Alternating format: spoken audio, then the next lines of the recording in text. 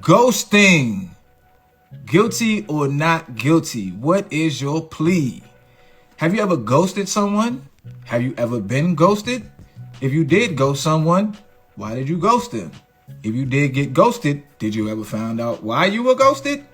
That's today's topic on the Mars Mindset. So, we're going to bring someone in here and see if they've ever been the ghoster, the ghoster, or the ghostee. So let's roll with it. Let's roll with it. Dr. J, Yes, you've ghosted someone before? I sure have. Yes. Huh. Why would you do that?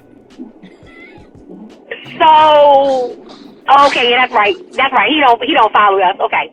So the person I was seeing before I started seeing, before I met Rod, I ghosted him.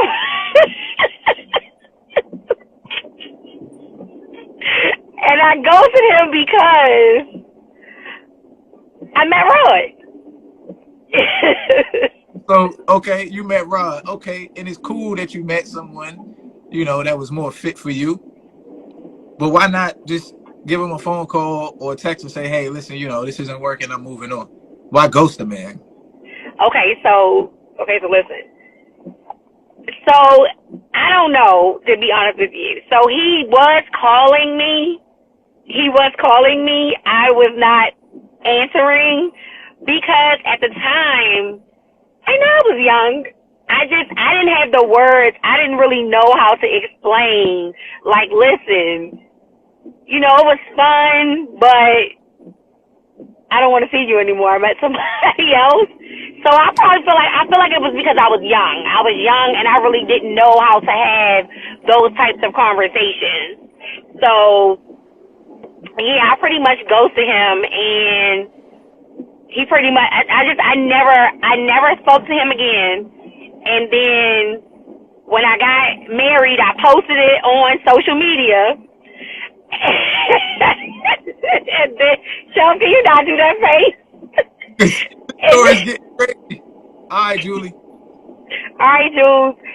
And then, so I posted it on social media, and then maybe about, I want to say, I'm going to tell you, it's about to get real crazy. Like, almost a year after I married Rod, one of my homegirls, a friend of hers, I had a party, like a cookout, and, I told everybody they could bring somebody. My homegirl friend, she wound up bringing the guy that I was seeing before I met Rod to my cookout. So you at the cookout and you seen the guy that you ghosted? Yes, I saw that she wanted, because she wasn't my friend. She was a friend of a friend. So I was like, yeah, you guys, you can bring whoever you want to bring. So she came and she wound up bringing the guy that I was seeing before I met Rod. So I had to then tell Gerard, like, listen, because it was super awkward, it was at our house. It was a cookout at our house in the backyard. So I was like, yeah, this is a bit much. So, okay, did you talk to the guy that you ghosted at the cookout? Yeah, I mean, well, here was my cookout, my house. So yeah, I did. I said, he was like, the look on his face was like the look that you had, like, kind of like, wow. So yeah, I was just like, hey, how you doing? And so he was like, my feelings hurt. That's how I'm doing. I just saw a ghost. I'm scared. I'm afraid. yeah, so I did speak to him, but it was the awkward conversation was with Rod. It was like, listen, and he was kind of like, I mean, what he doing here? Type of thing. Like, what he doing here? And I was like, and he was like, I mean, people don't ask questions about who house they going to, because he started to feel like, I think that she probably told him, he knew who you was, who house he was coming to. That's what he felt like. I said, I don't think nobody that bold. He probably didn't know. He probably didn't know, though. Yeah, Raw wasn't feeling that. He wasn't believing that. He was like, if somebody invite me to somewhere, I'm gonna say, well, who's giving it? Where am I going? He was saying that, so he was like, nah, I don't believe that. But even if he asked, let's say the guy that got ghosted asked, like, yo, who house is this? And the girl said, oh, this my friend's friend, her name Jasmine. He not necessarily gonna put two and two together and be like, that's the ghost. What? You? I'm the ghost. You are the ghost. What you mean? I am. I sure did. I ghosted him. Worked out for me. I don't know. Charles. People weird nowadays, so you never know. Well, you was the one that was weird. You ghosted him. You the weird one. That's not weird. Why does that make somebody weird? Well, I've ghosted someone before, and I think it makes you the weird one because it would be more proper and acceptable for you to just inform the person, like, yo, this ain't working for me. I'm gonna move on. Because you're the ghost, like, right? If you saw a ghost, you wouldn't consider yourself to be weird. You would think the ghost is weird. You're the ghost, Jay. Well, I'm in good company. So why did you ghost somebody? I gotta always ask you a question. Well, I'll answer it. I was gonna say he walked into a haunted house. He definitely did, but I was really like, I kind of had to, because the way it is the way he came up. I had to, like, how you do a double take, like, is that who I think it is? Type of thing. I was like, what the hell's going on? I thought I was in the Twilight Zone. How long between you ghosting him and the cookout? What was that time frame? Like a year. Like a year. So why have you ghosted somebody? I'm pretty sure I've ghosted other people. It probably just wasn't as extreme. But I ghosted this girl one time. I think her name was Carmen. And to be honest, I was probably maybe about 20. Okay. 20, something like that. And to be honest, I think I ghosted her because I think she had her life more together than I did. And she was more mature and more, what's the word I'm looking for? Mature? But obviously she was more mature, but I mean, she was further along in life, like in terms of, like, I didn't know what I wanted to do at that point. And I think she had already figured out what she wanted to do with her life. Mm-hmm. And to be honest, I think I was intimidated by her. So I just, okay. You know what I'm saying? I think I just was like, nah, like I ain't ready for this.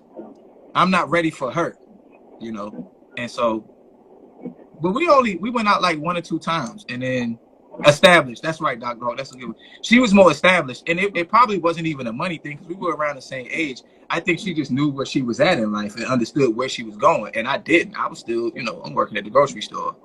I'm a cashier at the grocery store and living with my parents and stuff like that. And I think she still lived with her parents too, but she just knew what was going on. I wasn't in college. You know what I'm saying? I didn't have any real direction as to what I was going to do with my life. And I think I kind of felt like getting with her would force me to have to figure out what I wanted to do prematurely before I really knew what it was that I wanted to do. So it's kind of, cut bait. But if I could go back and keep the same, essence of who I am now, I would have just told her, like, look, be honest, like, I think you're further ahead than me, and I ain't really trying to hold you up or be forced into doing or finding a career or doing something that I don't really want to do just to continue to holler at you. So it is what it is. So let me ask you a question. Do you feel like so did you ever see her again after you ghosted her? Nah, I never saw her again. Okay. I never saw her again. Or if I saw her, I didn't know it was her, and I can't tell you if she knew it was me, but I never have just been out and about and was like, oh, is that the chick I ghosted? Nah. I'm not a weak ghost who the people end up coming to my house and seeing me. I'm a good ghost. When I get ghost, I am the ghost. First, I didn't invite that man to my house. I didn't know he was coming over. That wasn't my fault. I wish I would have did more of a thorough, like, okay, who you bringing type of thing. But I was not expecting that. But I guess at some point, I don't know. I guess maybe it's divine intervention. I guess sometimes you gotta have conversations that you don't really want to have. But I still really didn't have a conversation. I still was just doing something like, hey, how you doing? Enjoy yourself. Type thing. You a hardcore ghost. I'm definitely a hardcore ghost because I literally, Rob was like, I would have never knew like that. If I didn't say anything, he said he would have never knew because I was just like, hey, how you doing? Nice, good to see you. Enjoy yourself. Food right here, drink over there. Have a blessed night. Okay. Have you ever been ghosted?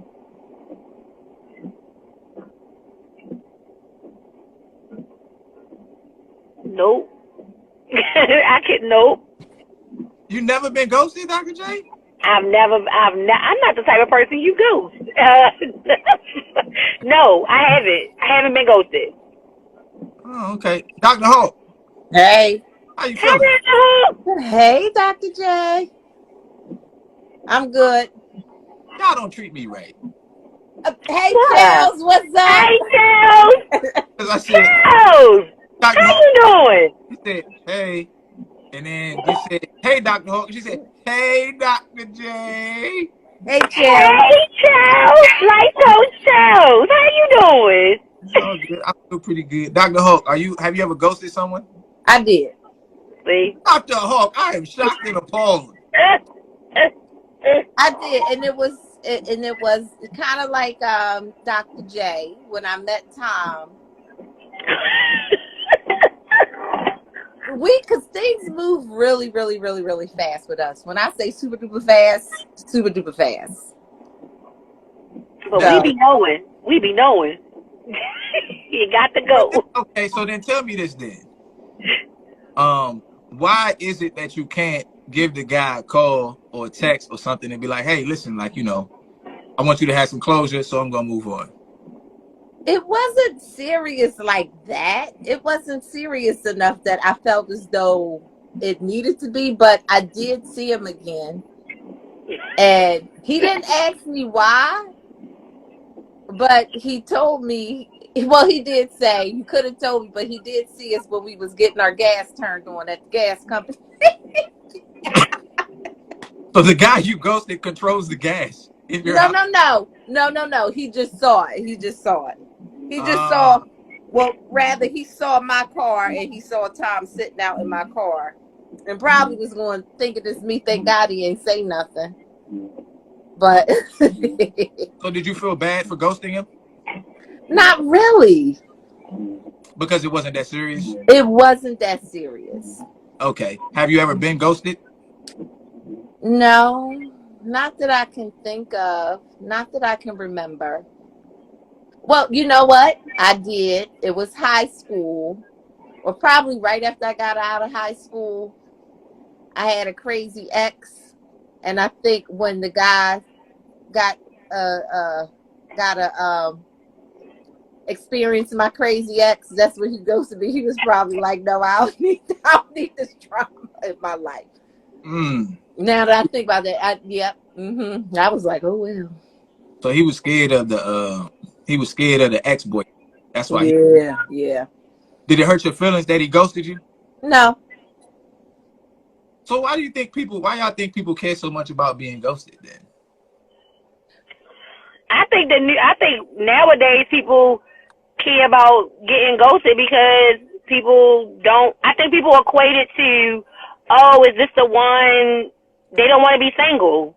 People don't really want to be single. It seems like they do, but they don't. But it's like they equate it to, oh, I'm seeing this guy, I really like him, and then or female, and then you get ghosted, and it's like the shoulda. They call it what the shoulda, coulda, woulda, or what could have been type of thing. So it makes you feel, I guess, it makes them feel a certain type of way about, somebody just not having a consideration, I guess, to be like, hey, listen, I don't want to, I don't think that we are working out right now. And that, yeah, and they get mad too because again, they may be, which is why you shouldn't lead people on either. They may have thought that that the person was feeling them, or like, because if I listen to this song one more time that my daughters keep playing, you thought I was feeling you? It's a song about and everything. Oh yeah, I love that song. Thank you. All right. Oh, Dr. Hawk, you about to eat. Dr. Hawk always eating or driving. Uh-huh. That's good. So, but being who y'all are now, I know both of y'all are married and stuff like that, but do you think you would go somewhere now, or do you think you would more so be like, hey, listen, give that person some closure? It depends on the person. It depends on the person. Yeah, so you mean to tell me y'all will still go somebody? It depends. Absolutely. I have actually told friends, like, I have told them, just don't call them no more. Don't respond. So you've advocated for ghosting. Sometimes people deserve to be ghosted. Okay. It depends. Sometimes I think some people deserve to be ghosted. But to not go off path, yes, the answer to your question is yes. Me, now, today, more than likely, I sure would. Because you don't got time. Like, you get to a certain age and you don't got time for the extra drama. You know what I'm saying? So you can be like, all right, like, I don't have time for this. I ain't calling them. Right. Yeah, but don't you think, and maybe I'm just playing devil's advocate, I don't know. In my mind, I think I would at least send them a text and be like, yeah, this joint over. It's over. But I guess I think Dr. Hawk has a good point too. I think it depends on the seriousness of the relationship, right? And I think the pain comes when you have a real expectation, or you've built up like this really good day in, day out, I don't know, cyclical rapport with a person, and then they just fall off the face of the earth. And then you go to a cookout and they're there at the cookout with their husband. Listen, I should have never told you that story.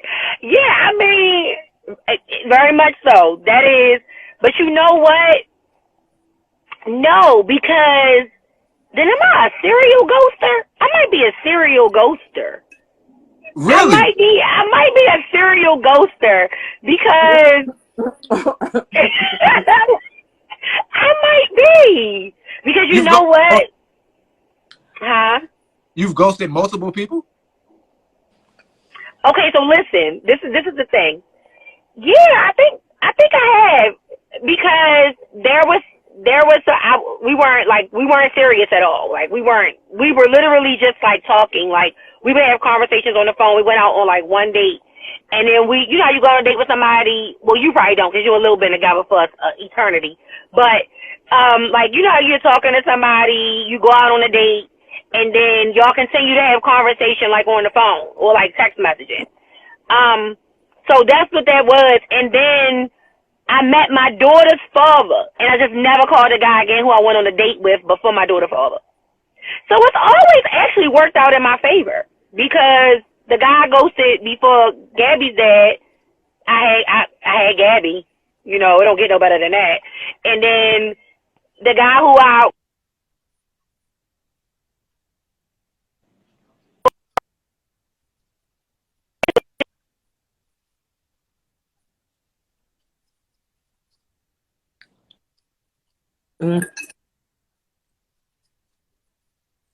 So, okay, let me ask you this, and then we'll...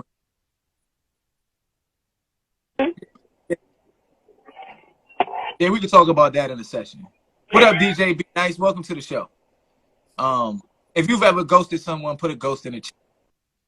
I'm probably, the only time I will probably say something to somebody is if they're like constantly calling and annoying, and they not reading the room and they not getting a picture. I'm like,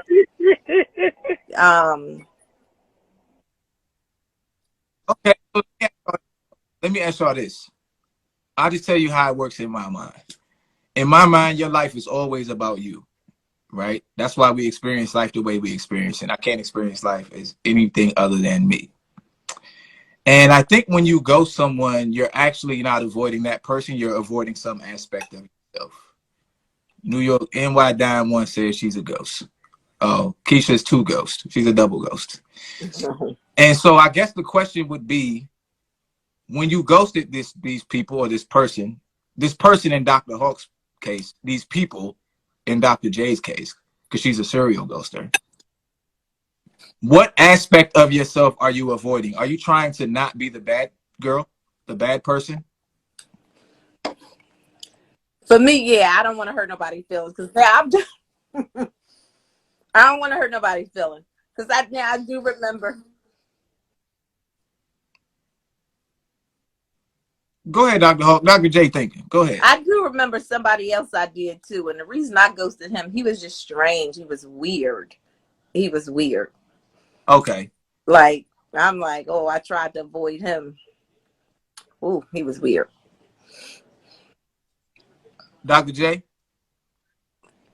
Uh-oh, Dr. J buffering. Mm-hmm. You there, Dr. J? Huh? Dr. J, we can't hear you. Yeah. Hold on. Give me 1 second. Let me get Dr. J out the chat. She probably in the tunnel somewhere. I'm gonna bring somebody else in. Let's see if she'll come on. I gotta get a guy in here. Let's see if I got any guys in the room. Yeah, let's see if he won't come in. So do you ever, when you ghost someone, do you ever wonder how your ghosting them affected them? I do feel bad. Like, I do feel bad. I do feel bad. You still feel bad about it? Like when you think about it, you feel bad? Oh, not now. But like then especially when I would avoid them, I'd be like, oh man, I would feel bad. It lasts about a week or so, but. So what do you think it is about us as humans that make us want to, because ghosting someone, there's like, you're still the bad person. You're still the bad lady, right? Or bad girl, boy, or whatever. And if you tell them, you're still playing the bad person role. So what is it about us that avoids that feeling? Why do you think that is? Hard conversations are tough. People don't want to have hard conversations, and regardless of what the relationship is, people don't like to have tough conversations. Yeah, I feel you. And you know how, like, when you did something wrong, and if you can just avoid, you're a principal, if you can just that avoid guilt. Yeah, because that's how I make the kids feel bad. I lay that guilt on them. I'm so disappointed. Oh my gosh. And they, yeah. Mm-hmm. That's messed up. Peace, King. How you feeling? Hey, good afternoon or good evening, everybody. Checking in from Atlanta, Georgia. I was just listening to your conversation about ghosting. And I think, the thing about ghosting is when you remove your presence, that speaks volume, right? Because absence speaks volumes.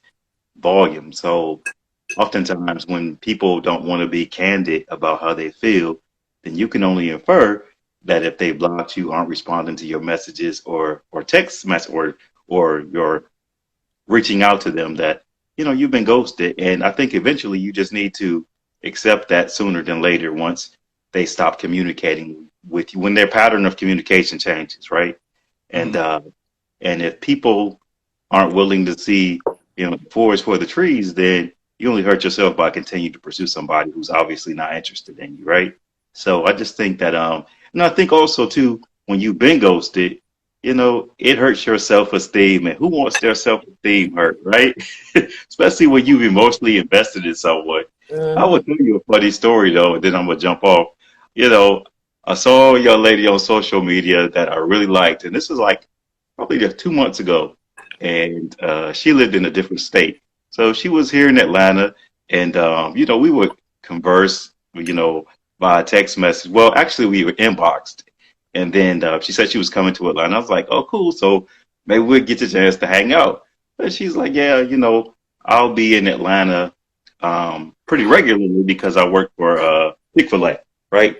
And so in that corporate office, which is headquartered here. So we went out on a date, we went out, how pricey food is. We went out to this place in Atlanta called Spawn Divots. $300 for a check. I'm like, wow, I'm gonna step my game up and just see what it's like. Yeah, she ate some crab legs, had a few drinks, and she said, "Well, I'm getting ready to go back to wherever she's from. I think she's from New York. Actually, she is." And she texted me a few times when she got back home, and then a month later, she said she was coming back, right? And she came back to Atlanta. We went out again, and 2 nice dates. And she left the last time, which has been about a month ago, and I hadn't heard from her since. So Mm. I guess, and I thought I was a perfect gentleman, but all the time you're just not a fit for people, and you just have to, you know, learn the lesson in being denied their presence, I guess, if you will. But it doesn't hurt as much because my feelings dissipated because I know how to protect myself from pain when it comes to people that I don't have a full commitment from. If it's not reciprocal, then why continue to want it anyway? Mm. So do you think that, how do you think moving forward, how do you think that will play a role in how you approach other women, right? Because I like, think want you now, want to kind of be like now, like, man, I sure hope she don't ghost me. right, I think it's always an assumption of the risk. Without risk, there is really no definitive reward. But I do think that as males, we normally are the pursuers. But in some cases, I have been pursued. But I guess really when you see something that you really like and you really go after it, and it seems like it's going to be tangible, and then when it turns out that it isn't, the only thing you can do is, do a self-assessment to say, okay, this is who I am. This is what I look like. It's not likely that that's going to change, you know. And if I wasn't for you, then I may have seen you differently than you saw me. But I also think that one of the other salient factors is that sometimes people just have somebody else and they don't want to tell you that. Mm, Mhm. you could just be like the backup or Yeah, like I mean, they could just, like I said, most of the scenario that I communicated to you all, um, it could have been that she was just coming into town, probably was busy waiting on the flight, was offered a nice dinner, and she acquiesced. But that is to say that, maybe in New York something else is going on, Yeah, or not dude that. even not even long distance. It could be in your same city, Hmm. but Dude relationships must. are Dude went through the phone and found out. So he got that off real quick. all right. So my brother, before, because I know you said you can ready to slide off. Before you go, let me ask you this: who do you think is more likely to ghost someone, men or women? I really think it probably is 50-50. Really. I think it just depends on if there's a mutual attraction. And a lot of times attraction could be financial. So a lot of times it's just not, or then some people just see you, platonically. But I think that you, I wouldn't want anybody to stay with me or pursue um, having me fully manifest my feelings towards them if they knew in the beginning that they weren't going to reciprocate that. I think that just saves me pain or saves that Mhm. person pain. So I'd rather you say no earlier than later. We play this game and their feelings get heavily involved and you're not in kind of an exclusive relationship, or if the feelings aren't mutual, then you wind Can up you hear him good, Dr. I gotta Hawk? take No, I he gotta take the this call volume though. did But drop okay, Your down. volume, your volume I'll try dropped. to check back in later, y'all. All right, Okay. appreciate it. Okay, peace. All Thank right, you for that. peace. No problem, All brother. right, bye. Welcome anytime. Hold on one second, Dr. Hawk. Let's see if we get somebody else in here. So you say you think it's 50-50 too, Dr. Hawk? I think it depends. I think it's 50-50 because sometimes we see something we think is what we want, but then we find out what it really is, and you be like, "Oh no, never mind." Mm. But I think it's 50-50. I think it's 50-50, and it depends on what the person wants to get out of that connection or that communication. Like if it's somebody that's just looking to hit it and quit it, They gonna ghost you because sometimes that may be the goal, you Okay, know. so let Or me ask you this then. As a woman, if you were ghosted after giving it up one time, Mm. is that just is that even worse? Like, how much of an insult is that? depends on where your mindset is. It Yeah, depends on where your mindset is. that's true. If you were expecting more from it and you were holding on to it just to, waiting to see if you like this person before you give it up to them, and then you ghosted, that's like, oh man. You know what I'm saying? Hmm. You cut me real deep, Shrek.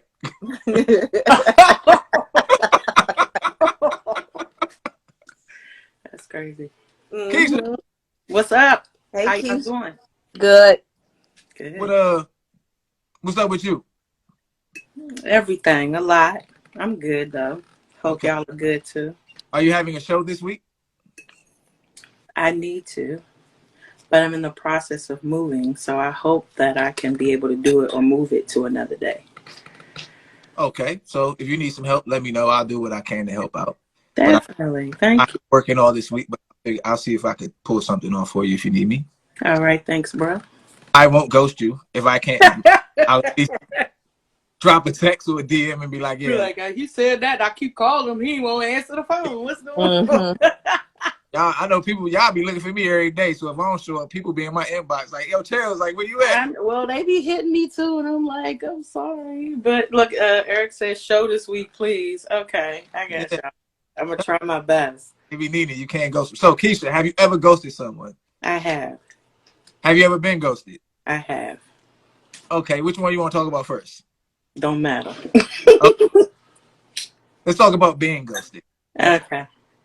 Um, tell me about when you were ghosted. it's funny that the times that I got ghosted was twice. It was after like a big argument. The hmm two that I can remember. It was an argument. Then we kind of played the role a little bit, and then I didn't hear from him no more. And Were, I y- didn't see him till like years later. were y'all in a relationship? We were. Oh, Oh. you got ghosted out of a relationship. Oh. Mm-hmm. Oh, how did I know that had to hurt? It at first it was like the fuck, like I mean, excuse me, it's like you did that to me. Like what? I was in my early 20s too. I was like in my feelings. I was like, do you not understand who I am? Like, how do you just disappear off the face of the earth? Like that really threw me up for a little bit, and then I just got over it. But yeah, that was crazy. So how did you get over it? What'd you do to get over it? Um, Felt my feelings in the beginning, let go through the motions, and then other things started to present themselves, and I was distracted, so I moved on. Like, I mean, Okay, okay. So you yeah. filled the void. You filled the void. Hmm. Okay, cool, cool, cool. So what about the times where you were the ghost? What's that about? I find that well, when I was younger, not so much now, I find that my feelings with people are sometimes fickle. It's like you could do something to turn me off so bad that I just don't want to say nothing to you. I don't want nothing to do with you. You will go to voicemail, you'll get blocked. You will never hear from me again. And if you see me, I'm gonna act like I don't know you. Like it gets to that point. So it was like he did something that I did not like. It just I couldn't shake it. And it was like I don't want to talk to him no more. And then like Dr. Hawk said, I had a weird one. It was like everything, I'm just trying to get past it. Maybe he's just nervous. No, you're weird. So you don't even deserve to be told like I don't want to talk to you anymore. It was just like What? Hold on. What you mean? He was? You saying he was a weird person?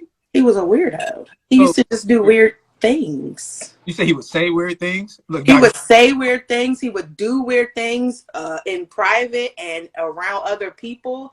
And the person that I am, if I got to keep looking at you sideways, like, what the F? You don't need to keep being in my presence. And now I'm like, I'll give you one chance. I'll say something. See if you catch on. You don't catch on, go ahead and live your life of weirdom. I don't want to be a part of that. So I moved on. I just didn't answer the phone no more. I'm like, you'll get the message. I just got to tell a story about this weird one I had. Now, sometimes things that look good really ain't good. This one, he used to run by my hair salon all the time with no shirt on, look good. But then when I finally said, okay, I'll talk to him, he kept trying to talk to me. And I discovered that this man thought he was Bruce Leroy from The Last Oh Dragon. my. I said, oh, that's the kind of, I was like, I cannot. Like, Not Bruce Leroy. He really did. Oh my God. He Or really the ones did. that talk about themselves in third person. I'm like, what is is that? this? Like if I was like, Chelsea has a question. Yeah, or Chels don't like that type of thing. Don't let Chels get a hold of this. Like, you keep talking about yourself like you a whole nother person. It's like, what is wrong with you? Okay. All right, cool. Ooh, no, no, no, no, no, no. So, No. okay, Keisha, let me ask you this then. Mm-hmm. The people that you ghosted, did you feel bad about it? If I was extremely turned off, no, never felt bad about it. Um, if something happened and I just was in my moment of not wanting to talk to you, maybe a few days later, once I centered again, I felt bad. And I just didn't feel the need to even, I'm like, days have gone past now at this point. Like, just leave it where it is. Then I've had it where I felt bad and I did reach out and was like, look, I felt this way and I don't think this is going to work out. As I've gotten older, I, I feel more inclined to say something, but I have had to learn when, because if I'm still in my super turned off phase, it's not going to come across very nice. So maybe I shouldn't even say anything at all, because I had a guy that I was dating for a while. Everything was good. And then he just started to get under my skin. He was just doing things. And then he did one thing that just boiled my blood. Every time I saw him, he looked like a mutt dog to me. It was like, I don't want nothing else to do with him. So when we had a conversation, I told him what irritated me. I wasn't talking to him anymore. That's it. It's over. Wish you the best. All of that. But it did not come across very nice. Did I regret saying that to him later? No. Still to this day, I don't. Because I just didn't. I don't know. I'm wondering if because I know sometimes people ghost other people and it's because they want to avoid, like Dr. Hawk was saying, feeling like the bad person. That too. I've been in those situations where I don't want to hurt your feelings because maybe I've tried to step off or fall back and you made me feel bad about it. Mm-hmm. So it was like, you know what? I'll just fall back real nice and good over here and just not say nothing else. You'll get the picture. And just let it fizzle out. Just let it. Exactly. Just let it go. Okay, so hypothetical. A good friend comes to one of y'all and she says, or he says, yo, I think I've been ghosted and it hurts real bad. What advice do you give to this person?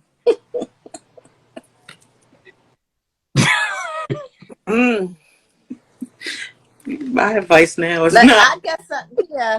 And I guess, like Keisha said, find something to get their mind off of it. All right, let's do this, because you can't,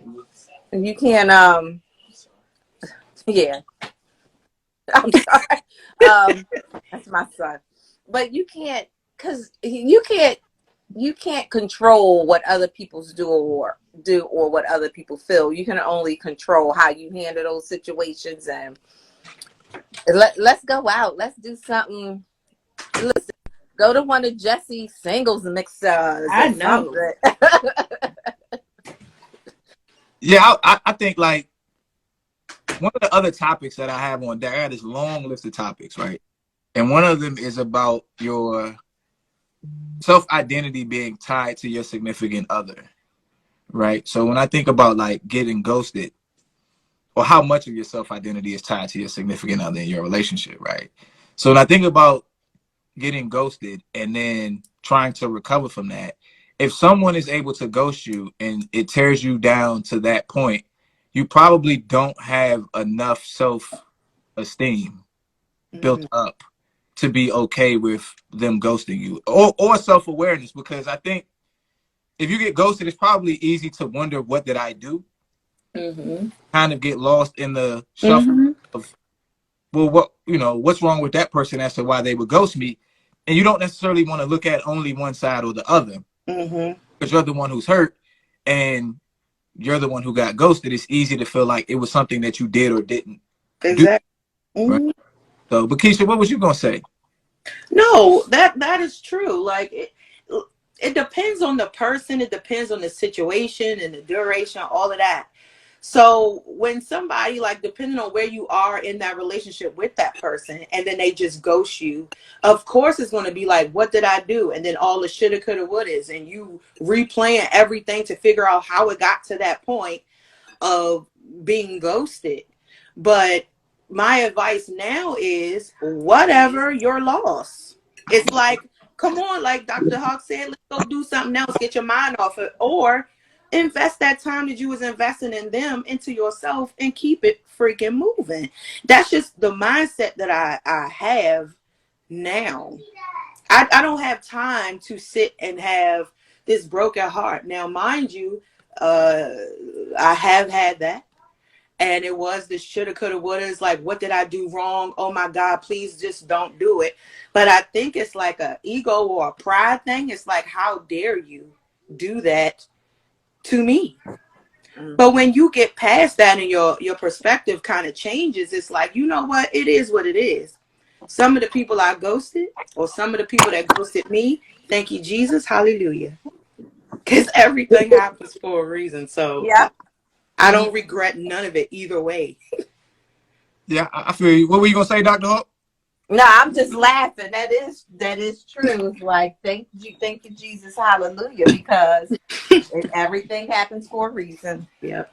Yeah, I think long term you look at it and you're like, well, better sooner than later, right? I could just move on, because you always hear the stories of the kid be like, yeah, my dad said he was going to the store to get some cigarettes and he never And came never back. came back. Like that, you are the ghost. You know, you are the Yes. holy ghost, right? Like Jesus Christ.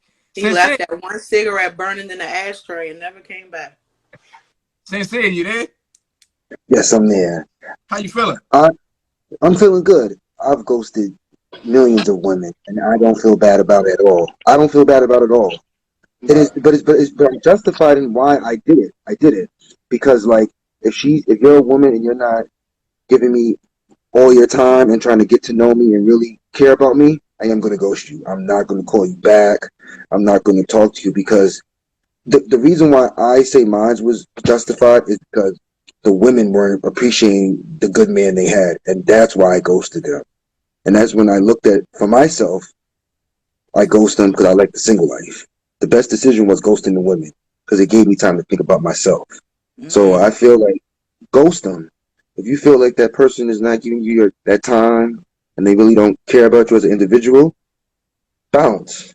Leave them right there, because the appreciation means so much more. That's why I ghost a lot of women before my past, because they don't appreciate the man. Okay. Come on, preach. Have you Lil said millions? Right, right. What? Yeah. It's like Chamberlain. So if they're not meeting, if they're not showing you they genuinely care about you, you'll ghost them. Have you ever had a conversation with a woman because you were ending it? Like, have you ever had that conversation with a woman? Oh yeah, I had the women that I would, like, break up with. You know what I'm saying? But most of the girls that were the ones that got ghosted, those were just girls like I was just kicking it with.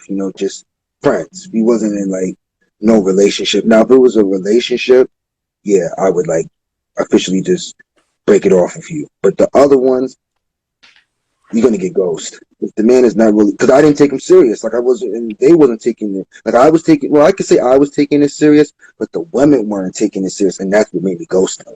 And I'm out.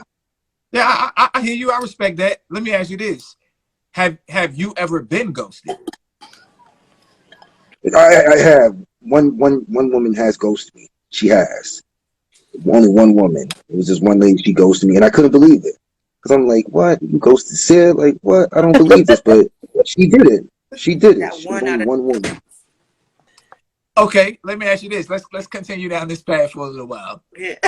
Oh, and Keisha, if y'all Hmm. have something, just jump in. But I was Okay. wondering, was the one that ghosted you? Was she the one that turned you into a ghost, or was she after you were ghosting people and she was kind of like your karma? Mm. Yeah, she was the one that was the karma. Like she was the one that ended up ghosting me. So I don't know if she knew, like, okay, because I really feel like this. Women talk to each other. So I think that that's what happened. They were talking amongst each other and being like, oh, he's the guy that, he might kick it with you and get to, not say get to know you because I wasn't your boyfriend, but I would ghost you. I'll be out. But I wouldn't, it wasn't like nothing like, I wouldn't use the woman or nothing like that. It was just like if that woman made that wrong move or she did something that was like not right, I'm ghosting her. Okay, Like if I see, let me ask you this, because Dr. Hawk, you got something? I was gonna say she boomeranged them, huh?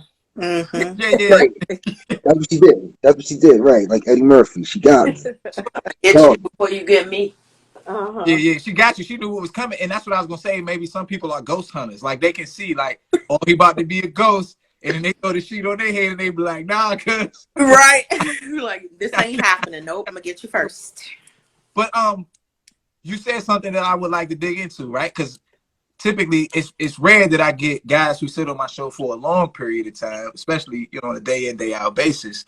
What is it that specifically, like, what does it look like when you say they didn't value me or they didn't appreciate me? What does it look like to you as a man who's doing what you feel like you're supposed to be doing and that's not reciprocated? What does that look like? not putting in any work, not putting in any work. Like, I'll take her out to dinner, no appreciation, no thank you, just, I don't know why women, that's why really the ghosting came, because it made me look at it like, dang, is there really women out here that don't really appreciate men? But there was some women that was like, I'm taking you out to dinner, spending time with you, and still didn't care about Bless the you. man, and that's when the ghosting started happening. That's when it really started happening. So a lack You of know? appreciation. Lack of appreciation. Yep. Okay. That's when the ghosting happened. Keisha, what you got? I had a two-part thing. My first thought was, what have you thought on why so many women are treating you that way, where you have in turn had to ghost them?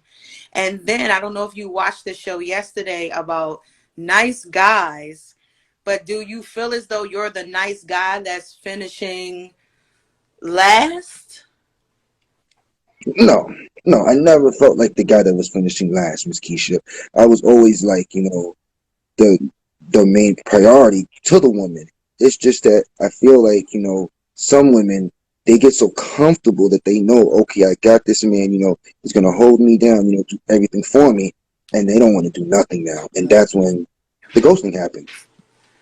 That's what the ghosting happened. Because and the reason why the ghosting for me, why I say the ghosting can really happen with men and to women is because if you lose appreciation on both sides, that will make the person want to ghost you. It's like appreciation is everything in man and woman. So if you don't appreciate me, I'm ghosting you.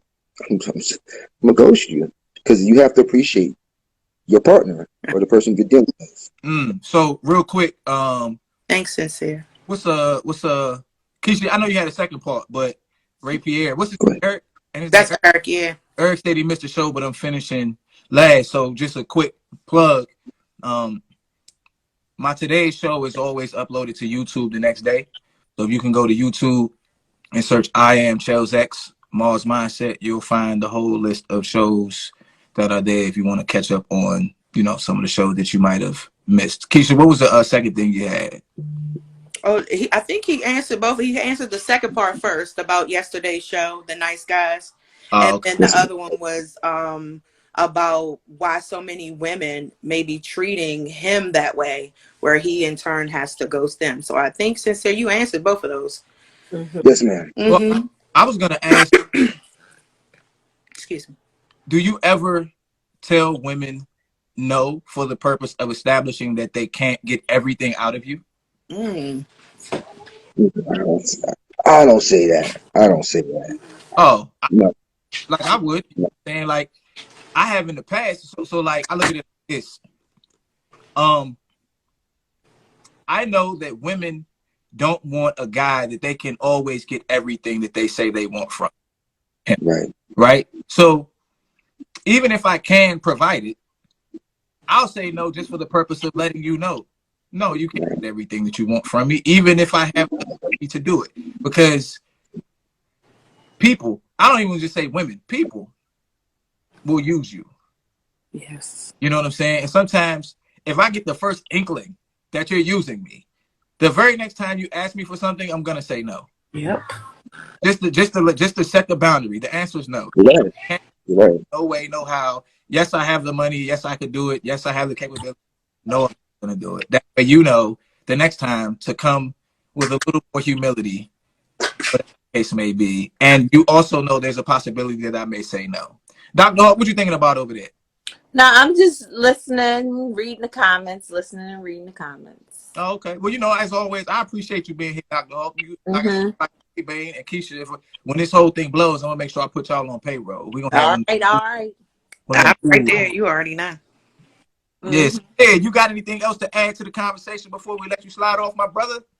Nah, only thing I can say is, any man or woman who does ghost somebody, it's a reasoning behind it and it's justified. It's not just some people think that, out here that you're ghosting, because you're taking advantage of people, but we're not.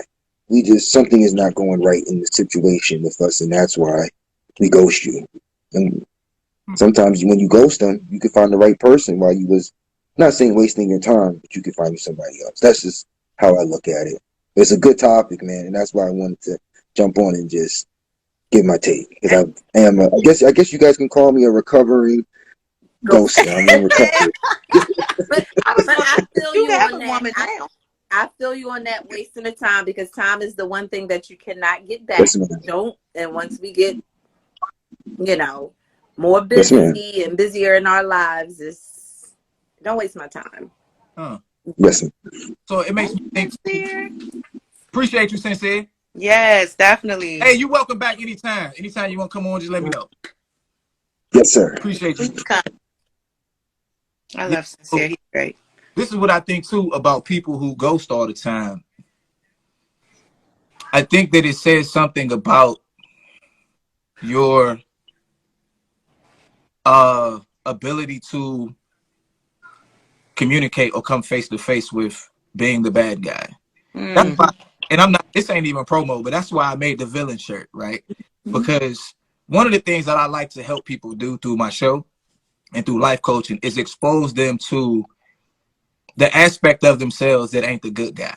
And make you embrace the fact that you are somebody's villain, right? You can't always be the good guy. That's why one of my favorite movies is The Dark Knight, because the Joker was showing Batman like, yo, we not that different, bro. You think you good, right? You think you the hero, and you are the hero, right? But in order to be the great hero that you are, you got to have some dog in you, baby. You got to have some villain in you. Yes. So I try to help people see, like, a lot of the people that people hate, they hate those people because they possess qualities that you wish you had, right? People hate greedy people. You know why you don't like greedy people? Because you wish you had that dog in you to go get that $1 billion. But you care too much. You care too much what people think. It's impossible to be a billionaire and care what people think. I'm gonna step on you, right? They need to be stepped on a billionaire. So if you ain't willing to step on the people that need to be stepped on, you're not gonna be a billionaire. Come on, coach. Preach. That's what I'm saying. But what you got, Keisha? Oh my gosh. What you just said just now is a mouthful, because I am turning the last page of one chapter and going on the next chapter. And the chapter is called Bad Girl. And it's not to take it so literally. It is to be the one who is not always seen as being super nice, pushover. I can get anything that I want. Putting myself first, having that voice that has always been inside of me to say, no, I'm not going to do that. I'm going to speak up and do this. Like, this is what's getting ready to happen, no matter how anyone feels about me. And I said, like, with some people, they get mad at people that constantly tell them no, or no, I'm about to do this. I'm not about to do that for you right now. You get mad at these people because, just like you said, they have the balls to be like, I'm not feeling that right now. I'm not doing that. I'm not going over here. I don't want to drop you nowhere. Don't want your gas money not taking you. Like things like that. They have just that, it's just a confidence. And when it comes to the ghosting and being ghosted, it's just the growth within yourself. It's just the maturity and just the direction of your perspective. When I was more leaning on my worth being in the people that I was around or with, that broke my whole entire world. When I developed the wealth of myself and grew up and changed my perspective, it was like, all right, see ya, whatever. Like, it doesn't matter because life goes on and one monkey don't stop no show. Mm. Dr. So, yeah. Oh, I'm sorry. Go ahead. No. I'm just saying, like, yeah, that's it. Like, Coach, I get freebies on these shows and watching them and stuff, but I'm ready to do some shadow work, bro. Like, I'm ready to really get into myself in this world. So just so, but yeah, I'm done. That's all I had to say. Yeah, like I always say, and I never realized that it was a gift, but just my ability to invert thought. Like I'll take an extreme position, right? And be like, yo, could I genuinely see myself doing this and standing on it, 10 toes down? Like, yeah, this how I feel. We're not debating it. It's not up for discussion, negotiation. This is where I am.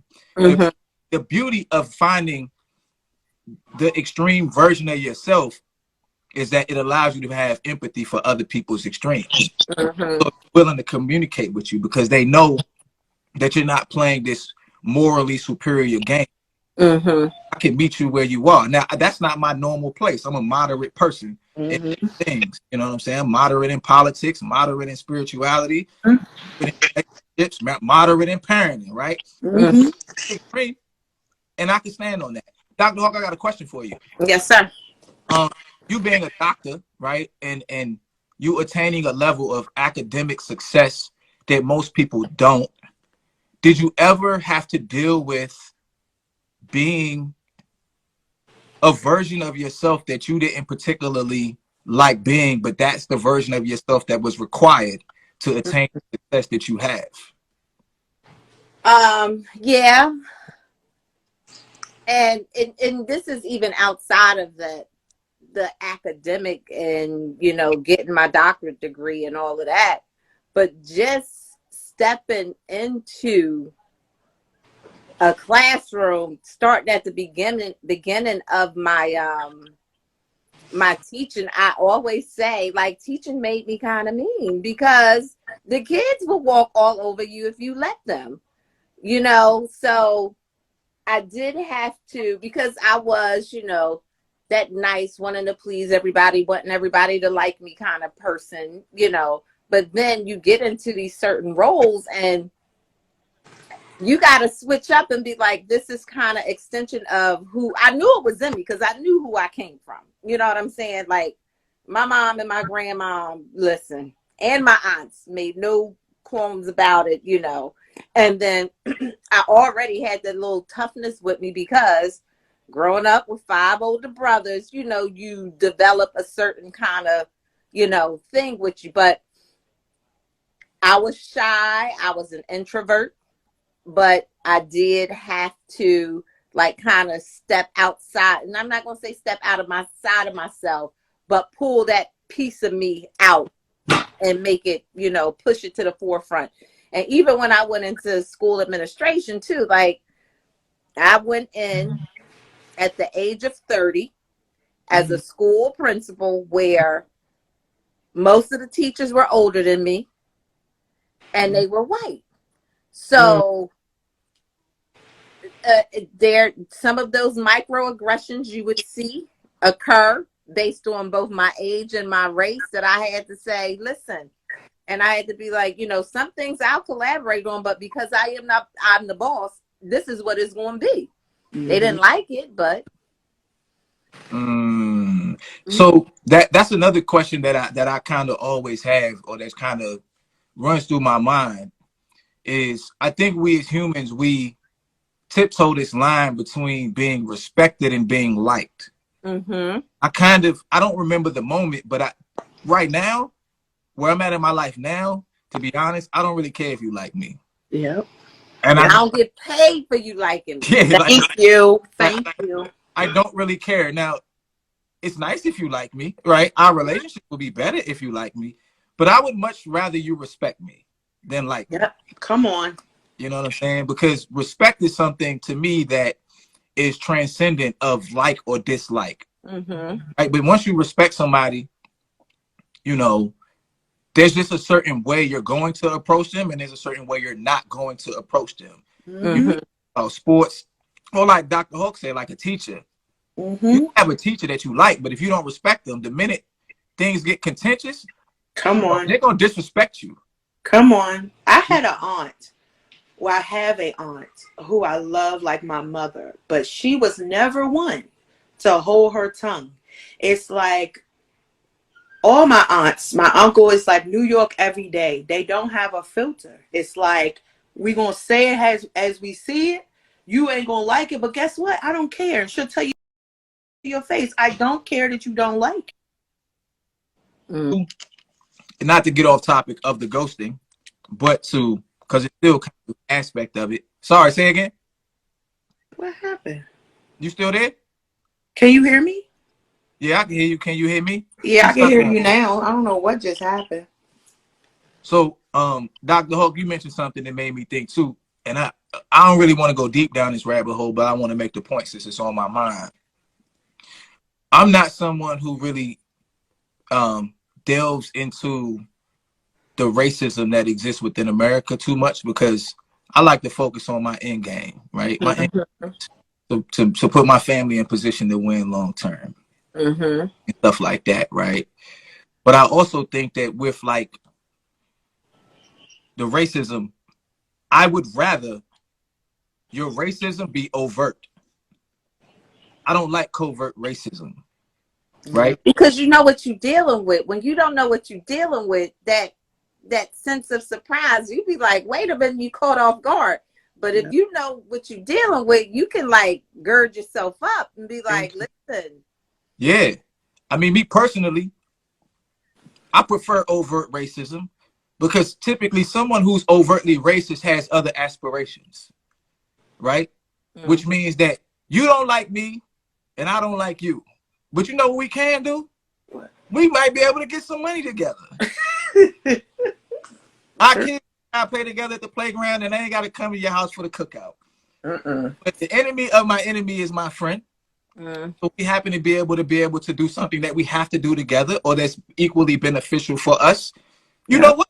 Let's do that. And then we can go back to not liking each other. Exactly. Where I draw the line is I don't like racists who pretend like you my friend. Right. I don't want you to be my friend. We not friends. So let's not make it seem that way. Let's make it seem like this is business, little black boy. Yeah. Right? And we can get this bread or do whatever it is that we need to do. But anyway, to back up to the ghosting thing, where I'm at now in my life, I think I would be more so like, hey, look, you know, this ain't working. And I think it's because I'm more comfortable with who I am, where I'm at, and all of those good things. I want y'all's opinion, especially I want the ladies' opinion on ghosting for the purposes of safety. Have you ever ghosted someone because you felt like, yeah, this thing's going to get bad at some point? Oh, yes. Yep. Definitely. Yep. Absolutely. Absolutely. So when you do that, when you ghost someone for safety, how far, how much of a ghost do you have to be? Do you have to like change a phone number? Do you got to move? Do you got to get a new job, move to a new city, get a red wig? Oh Lord. No, it's not She that. has a red wig. I do. Some. You my red wig, Lord. Go ahead, Dr. Hawk. Not necessarily. Now that's more of a okay. If you got to change your job and change it, that's I need to get a restraining order. Yes. You know what I'm saying? That's on that type tip. But if It's let me, I'm not answering your calls. I'm blocking you. You know Yep. what I'm saying? Blocking you off of the socials so Yep. you can't get to me. You know, not accepting any new people that I don't know who come in Yep. as friends, you know, being careful that way. So, Yep. Changing up my routine. mm-hmm. I'm still gonna go to my job. I'm still gonna live at my house, but I'm just gonna change up the way I used to do things a little bit. That you knew, where I was predictable to you, I will not be predictable to you in that way. So yes, all of that. Mm-hmm. And now too, like when I was younger, this was my mindset, but not so much now because I would never want to because these people out here crazy, put anybody in that position. But like I said, I got 5 older brothers. Somebody coming to see you. But Hmm. but that's just how we were. I We're got nice kind of people now. But it's it's yeah. Mm. Okay, so that makes me wonder, because if women, one of the things that I just accept about society is that women are more fearful of men than men are of women, Mm-hmm. and that's reasonably so because we're more physically aggressive. Mm-hmm. Yeah. Mm-hmm. So if I have been ghosted, right? What's the time frame that I should know that I've been ghosted? How do I know that I've been ghosted so that I'm not, because I'm not a creeper, right? I just like you. Trying to figure out, okay, when should I stop calling? So what's that line? How do I know? I would say if the communication decreased by 50% or more than usual. Mm-hmm. So, like, because it might be, and I say that because, Take the shades off. I'm done. Dr. and Hawk, I like this. Go ahead. Mm-hmm. She's speaking truth. if the communication has decreased by 50% or more, let's say if y'all used to talking 5 days a week, and now we're down to only talking maybe 2.5 days a week. You know, maybe especially for no reason at all. If you haven't had that communication, I'm busy, I'm doing this, I'm doing that. That's what I would say.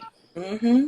Dr. Hawk, I really like that answer. That's a really good quantifiable way of finding out if she's turning it, or he, I guess, is turning into a ghost. Look at him. He's great. He got numbers, stats, and everything, and an answer. He don't My need no dissertation more. was a quantitative study. Yeah, I like that because we sit around here for 2 hours a day and talk about opinions. Dr. Hawk said, "Listen, She at gave 50% decrease in conversation, yes, ghosting, they are becoming lighter on you." So exactly. Because I was going to say yeah, a because definitive this is the change. thing. Yeah, Yeah. if nothing has changed in your lives and you were available for that amount of time, something taking up that time that now that I'm not in the way with, either Come you're on. avoiding me or it's somebody else that's taking up that time. Come on. Your Especially FaceTime if nothing has changed to Texas here and there. You used to talk first thing in the morning, mm-hmm. during the day, at night. That stopped. Oh, I was busy. You wasn't busy for the last 6 months or 3 months or whatever. Like, what is going on? Like, things just change. It's something, and you should go off to be like, what is going on? Like, that should be the question to yourself. Mm-hmm. Hey, Nikki. Hey, Hey, Nick. hi Asia, hi Keisha, hi Chels. What's hey, up, boo? give me 1 second, Nikki. So Julie B, try to get in here. So y'all give me a second. Julie B, you get ready. Oh, I can Sure, log Julie can off. come. I can it's log off. up to y'all. I was gonna talk to Nikki first. Oh, I'm gonna give Okay. y'all talk to Nikki, and then I bring Julie B in after. Nikki, can you hear me? Hey y'all, I'm about to say can you hear me? I'll say don't kick you off the line. Go show on the live. So No, my 4-year-old was having an electronic emergency Girl, I already know. with a toy. The tablet. with his phone. He about to have a whole breakdown. Ask Daddy to help him. You need a moment. No, he need a moment. Oh, okay. So have you ever ghosted someone? Yes, I've ghosted quite a few men before, but for good reason. Okay, Safety what reasons. Safety reasons. oh, safety reasons. Okay. Okay. Okay. So were all of them for safety reasons? All the ones you ghosted? No, well, I would say probably 60% because you got to remember when I was dating, I wasn't in my stable mind. In my dating life, a lot of them were nuts because I was a nut. That was what I was attracting. I was a Come nut, on. so I was attracting nuts. So yeah, a large portion, let's just say a large portion of them were nutty. Mm-hmm. Define nutty. Like keep away order nutty. Okay, that sums it up. So we're getting statistics today. So we got Okay. 60% rate of ghosting for safety reasons for Nikki. Dr. Hawk says if the conversation decreases by 50%, he or she's becoming a ghost. Mm-hmm. So Nikki, have you ever been ghosted? Yes. Oh my Ooh, gosh, it hurt my feelings though. for real? Yeah, like I'm married and I told my husband this story and he was like, so is it an issue with you and old boy or you just really in your feelings for how he did it? What happened is I was seeing this doctor, and things were going well, and he told me that he had issues with maintaining relationships due to his schedule. I was understandable at the time because I had a couple of things going on for me. So it's okay that we saw each other scarcely. But what happened is I started to fall back because he started falling back in communication. And then when I went to reach out to him, bruh was like he never existed. I was like, oh, Mm. So Wow. why do you think he ghosted you? Were you well, were you in your crazy phase? Is that what we called it? no, I was in my get right. I was probably in the beginning of my Eon Levenzant fix my See, life okay, you Ah, phase. was growing Okay. and changing. That's why. so So you that's probably why it hurt my feelings. Because if I was still certifiable at the time, then it would have been justifiable, you know. Mm-hmm. So but couldn't it be justifiable because the scales of insanity have now balanced themselves out? Like maybe you didn't get ghosted enough when you were in your what are we calling it? Crazy? Maybe I can't say crazy on YouTube. let's say nutty, because that's the Nut- They called truth. it her Yeah, nutty stay days. nutty. They called it her So nutty days. Yeah. maybe in order to appreciate someone like Mr. John, you had to get hurt after the nutty phase so that you could know how, a little bit of karma coming back around. Oh, it was a lot of bit of karma. I had a lot of bit of karma. It's just that I choose to look at the glass half full. But I've definitely had my experience with karma. I'm with who I'm supposed to be with, so I take it. I receive it as a gift. But when it happened, I was like, oh my gosh, because that never happened to me before. It's not like it's beyond me to get ghosted. I'm not perfect, but it was unfamiliar territory for me. So I was like, the audacity of this dude. Come on now. Okay. Like this is a catch here. Okay. Yeah, But yeah, no, no, it worked out. So Hmm. Okay. Let me think. that's crazy. Have I ever been ghosted? I'm sure I have. Yeah, did you answer that question? I don't know. No, I answered that I have ghosted someone, right? Okay. Trying to think have oh. I been ghosted. I don't know if I've ever been ghosted. Wow.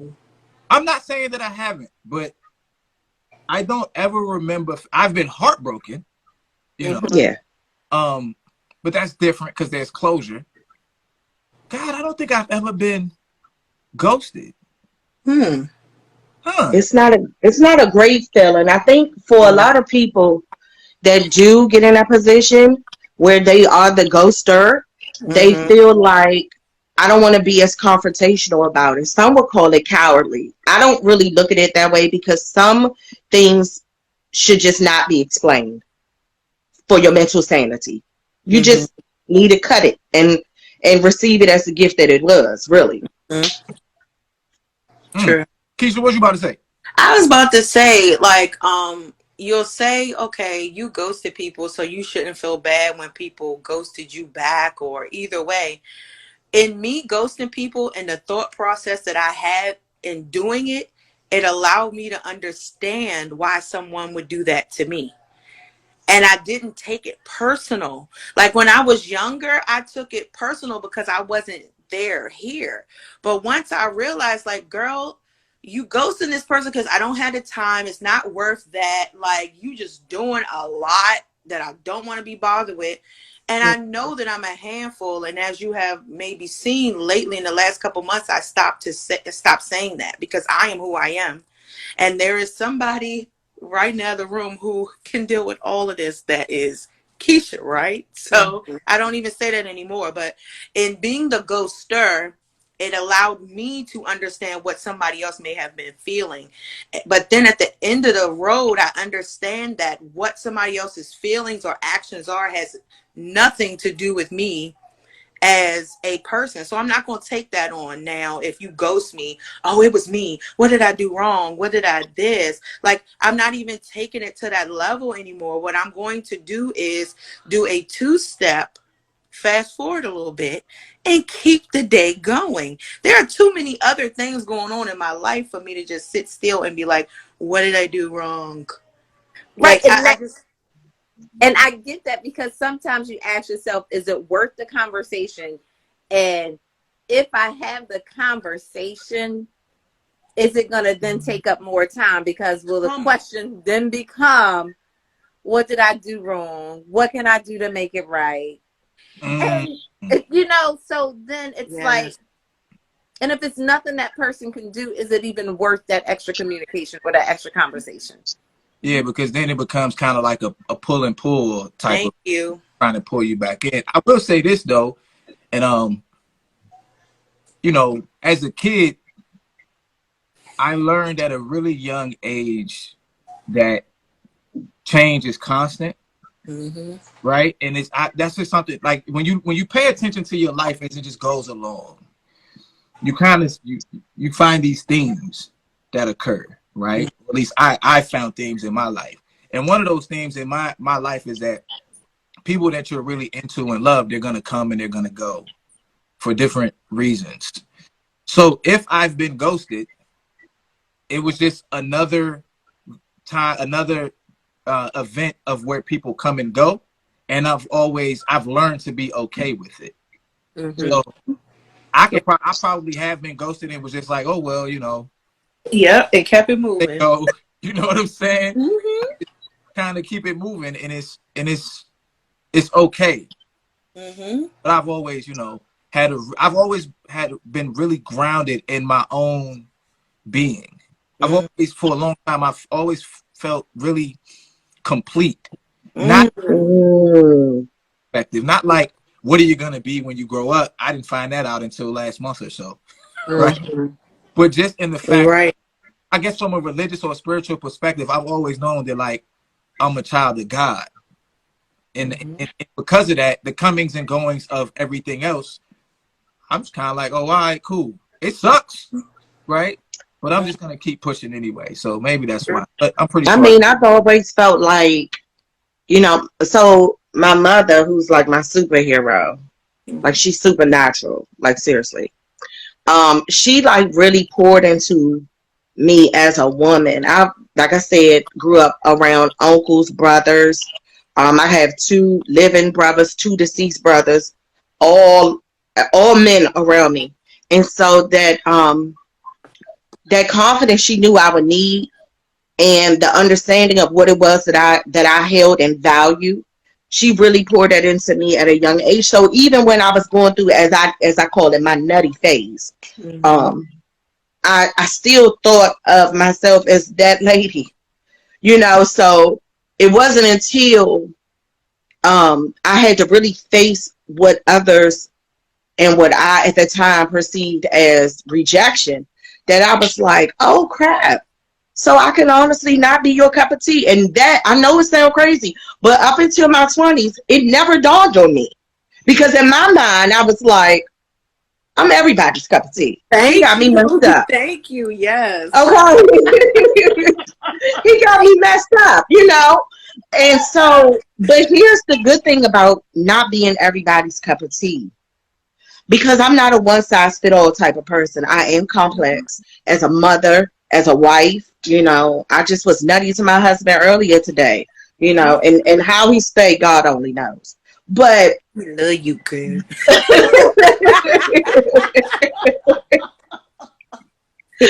you know, but he definitely deserved a vacation and a award or something.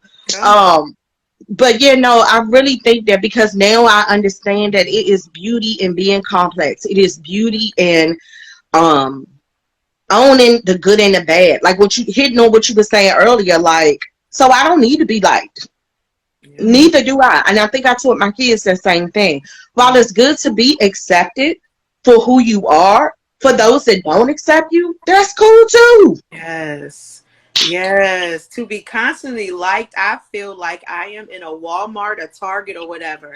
And I'm on the shelf with about 100 other bottles, boxes that look just like me. Mm-hmm. For me, being a Target connoisseur, I want to be unique, complex, and different. I want you to be searching in that store and find me on an end cap, and there is nothing else in that store that is like me. How about it? Like, I had to embrace the difference in myself, and I'm still embracing that because I feel like if I truly, and I know people who y'all see my page, y'all watch me, some of y'all have known me for years. I haven't brought out the other 50% of what is me because I've been afraid not to go with the grain. But I am understanding that you are you. It is only you. You have to be exactly who you are. And the more you've done that over the years, people like it. But you're at a point now where you're not doing it for people to like it. You're doing it so you could feel free and be happy in your own skin and live life. And the people who won't like it, guess what? They're going to be right there. And the people who don't, going to sit over on the side and put their little two fingers up and have something to say, but like it on the low. Like, I don't have time to care about that at And that's, all. yeah, and that's why when somebody goes through, you gotta have that mindset. Oh, that's their loss because I know I'm the bomb. But Thank you. Period. you know what though? Like I was saying, like that, I agree with what y'all saying though, because I think someone who ghosts someone else, they have something within them that's going like they're avoiding. They can have a legitimate reason for ghosting you, right? Right. But Right. even if they don't have a quote unquote legitimate reason, even if that person that's the ghoster is just doesn't want to be the bad guy, it's because they don't want to embrace that aspect of themselves. That's True. not really about you. But I do have a question, and I gotta get Julian, right? Okay. If you are continually ghosted by multiple different personality types of people, isn't it more likely that you're the reason that you're getting ghosted? Like if you're the common denominator to Come on with all that of the ghosts? that phrase I love. The common denominator. Yeah. Time to do some work with you. I Yes, love it. because Well, maybe it is something with you, but the thing could be that again, you're fishing in the wrong pond. That too, Dr. Hawk. It may not be nothing with your, but it could be you fishing in the wrong pond, and you said from different people, but it can't be. It sometimes it is that person. Some people are like toxic. They are, Yes. and you need to do some self reflection from that, but. Julie If said. you are comfortable with who you are, it's the wrong pond. It's people that's not willing to accept you for who you are. Right. Yeah, but well, let me say this, Dr. Hug. I think that sometimes, because you know, I just had this conversation. You know, sometimes I get put on I need to do that. suspension as a girlfriend because I'm the girlfriend that tells my friends, "Oh, so I'm not going to sit here and play this game with you because you know you was butt wrong, but I don't say but." Um, if you are not willing to fix the fragmented parts of you, you're going to continue to attract broken people. And Yeah. I'm in a life and I'm in an era where I want an already assembled person. Will they be perfect? No. But like my husband required me to be my best self because like it was things we had to get done to even get ready for marriage on both. I required of him and what he required of me. Just being attracted to each other and having the financial means was not enough. But if I'm going to keep attracting all of the people that I needed to get some keep away orders from, that wasn't that I'm fishing in the wrong pond. It's that the bait itself was wrong. Me. No. This was wrong. I had to fix this before I can even require, anything good from that pond, from the pond. They not looking. You gotta be what you gotta be what it is that you want to seek from others. You can't be messed up and going out there looking for whole people. Come on. I agree with that. And I say, like Dr. Huck said, fishing in the pond, it's because of the work you're not doing with yourself, and you're constantly attracting exactly that. And then, like you said, getting ghosted once you got on your IAM, you started to change because you done changed up the ingredients to the cake. I'm not ready to deal with that part of me. I don't want you talking to me about changing and growth. I'm trying to still be nice. What are you talking about? But again, you did start again. Once you fixed yourself, I get that. And once you started moving forward, you did start then again fishing in a different pond. Right. No, you're right about that. Sometimes a broken person can fish in the wrong pond, but they might say, let me throw my hook over here, and that person that they hook can be something that helped them grow. Yeah. Okay. See, we taking this to so That's many true. levels. That's true. Like, I guess this is what I'm trying to figure out. So y'all know me, taking power back. yes, I remember today's show. How I look at life. I can always resort back to my contribution to the outcome that I didn't want, right? So I guess I'm looking at it and I'm saying, well, if I'm okay, let's just say I'm fine the way I am. I think we all need to grow, but we're just for the sake of conversation. I'm fine. I'm good. Okay. If I'm fishing in the wrong pond, I chose to fish in that pond. True. Right? So my ability to discern what's a good pond from a bad pond could very well be the issue, right? It could, but then it does come back to that person too, because your pond, you may be limited. You may have something to anchor on you, something you stuck in some seaweed you can't get up out of. But when you fight your way out, you're like, okay, now I can move around a little bit, little something. Because sometimes we're limited in what the choices that are out there, but it does take us working on ourselves to kind of open ourselves up and be willing to accept other things that you're not, true, used to. Like yesterday, like if you always, I want that bad boy, that's who I'm looking for. But then you say, this is causing me a lot of hurt and trauma. Let me kind of switch it up. Yeah.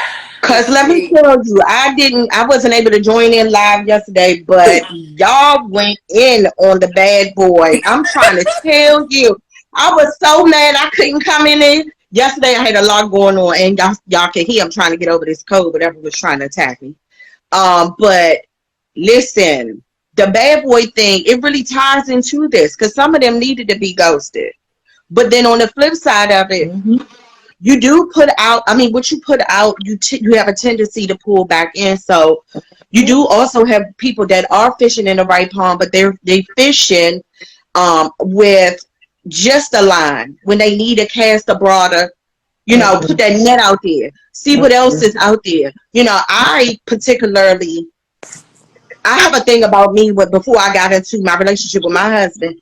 I was a serial dater, not to misuse dating, but sis needed to know what was out there option wise, right? So when I took the break from dating altogether, it was almost 2 years that I dated, that I went without dating.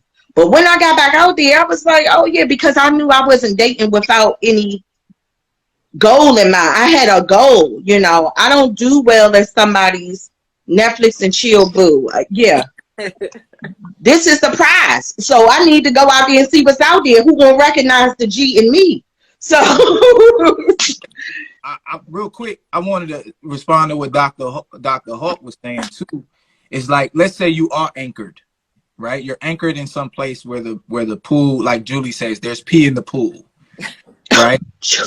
And I would look at it like this. First of all, self-awareness. You have to be aware of yourself and where you are. Okay, I'm in a pissy pool and I have an anchor, right? So that would tell me, okay, instead of trying to get fish out of this pool, first I have to get rid of the anchor. Mm-hmm. There's still a matter of an issue of improving my situation so that I'm not stuck in this pissy pool. Now, once I get the anchor off, I'm like, oh, okay, I can get out of this pool and see that there's other pools. So I just look at, to me, I can always revert it back to what did I do or how did I contribute? Almost always. Sometimes stuff, right, you know. But I just always can revert it back to, even this, if this isn't all my fault, I still had the power to make the outcome different. Yeah. You know what I'm saying? So, but I need somebody to slide off because I gotta get my girl Julie Bean in here. So. I'm gonna go because I'm wanting to see Julie in here. So bye, y'all. All right. So let's get Julie Bean in here and see what Julie Bean got to say, and then we'll slide off so I can get ready, go to work.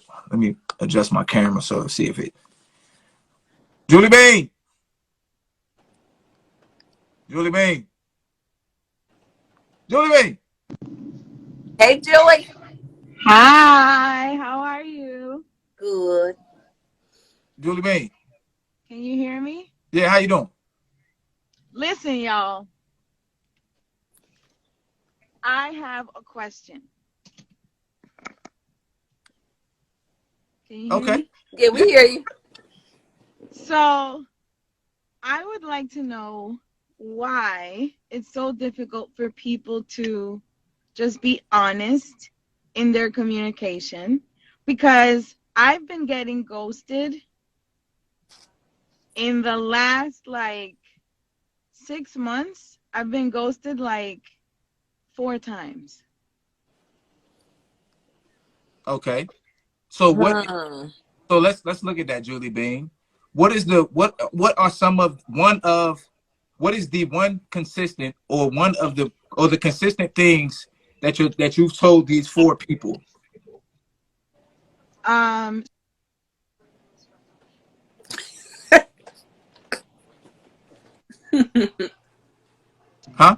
I've been following all your. I've been following your step by step.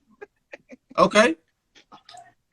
And the one thing that I have been consistent on is making myself not having this wall that I would have normally had.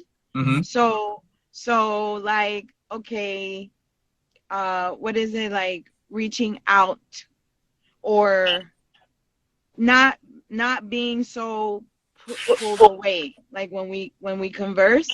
Not being so what? So resistant. Like not transparent. No. Not being so tough. You. Me. Okay. Not being so guarded.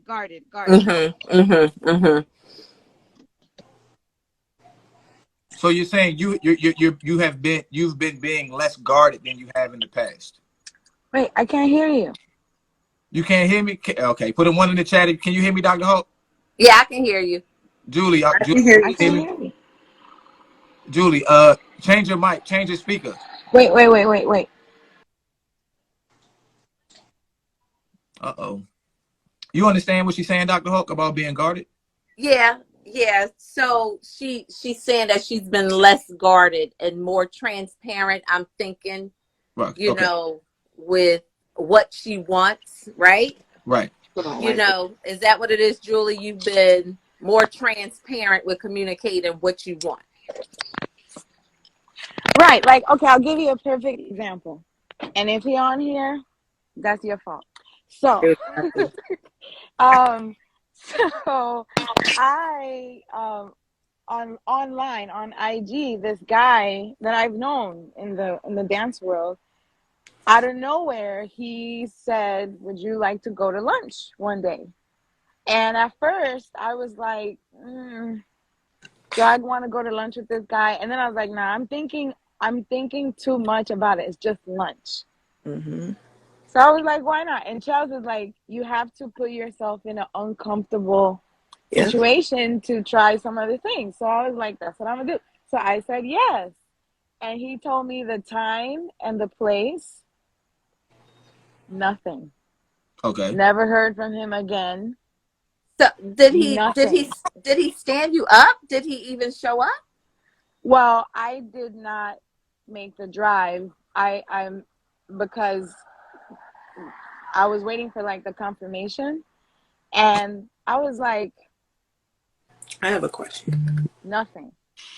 Yes, Julie, do you think that he thought that you may not agree or accept his date? I agreed. In his thought, because I'm sure it didn't just come in the moment when he asked you. Up into Keisha, we lost you. date. Keisha. Hold on. Oh my gosh. She froze. Yeah, my Wi-Fi. I want to ask Julie for a date. I don't know if Julie's going to say yes. In my mind, I'm thinking she may say no, but she said yes. He may Okay. felt as though you're out of his league, and now you say And now, say what? And now that, like, when you go into these situations, do you always have like one thought of why it went wrong, or do you entertain different thoughts? So I'm learning that it's not always about me. So, because I haven't dated in 16 years. So initially I was like, clearly it's something wrong with me. And now I'm learning that it may not be about me. Maybe it's that person's whatever they're going through. I'm just like, why don't you just say something? Is my question. Okay. Let me explain something to the lady. Women are less likely to face rejection. And when I say less likely, I mean quantitatively. Women are less likely to face rejection because women are less likely to put themselves out there, right? If you think about a guy who's trying to get some from a woman, and we always use this example, that guy will go out on a random Wednesday and ask all the women that he can if they want to Netflix and chill with him until one agrees. He never stops to think at number 18 and say, well, maybe I'm just not that attractive. No. Hold on, Julie. Hold on. He doesn't think that, right? Because he doesn't care. He doesn't care what these people think about him because he only needs one. That explains a lot. Right? And so when I think with women, right, especially if you're a woman like Julie and you're looking for like a real relationship, Okay. one of the things that you have to realize is that most of us only get one successful, if we get one successful relationship in our life. Wow. And so, right? And so you have to think about all of the people that you're going to have to go through to find that successful person. Wow. The only difference is that men will go out and try it in the course of a day. And you know what? We don't always catch fish in the pissy pool. You know what we do? We come back tomorrow. We go to the same pissy pool or the other pissy pool. You know why? Because there's no way that absolutely nobody out here is going to give me some. Somebody going to give me some, right? So I understand what you're saying. And I said, I am not going to let that one particular situation put me down. Mm-hmm. So what did I do? Mm-hmm. Here goes try number 2 with another person. Mm-hmm. So I said, this is a life coach. So he in a whole different pool or pond or whatever.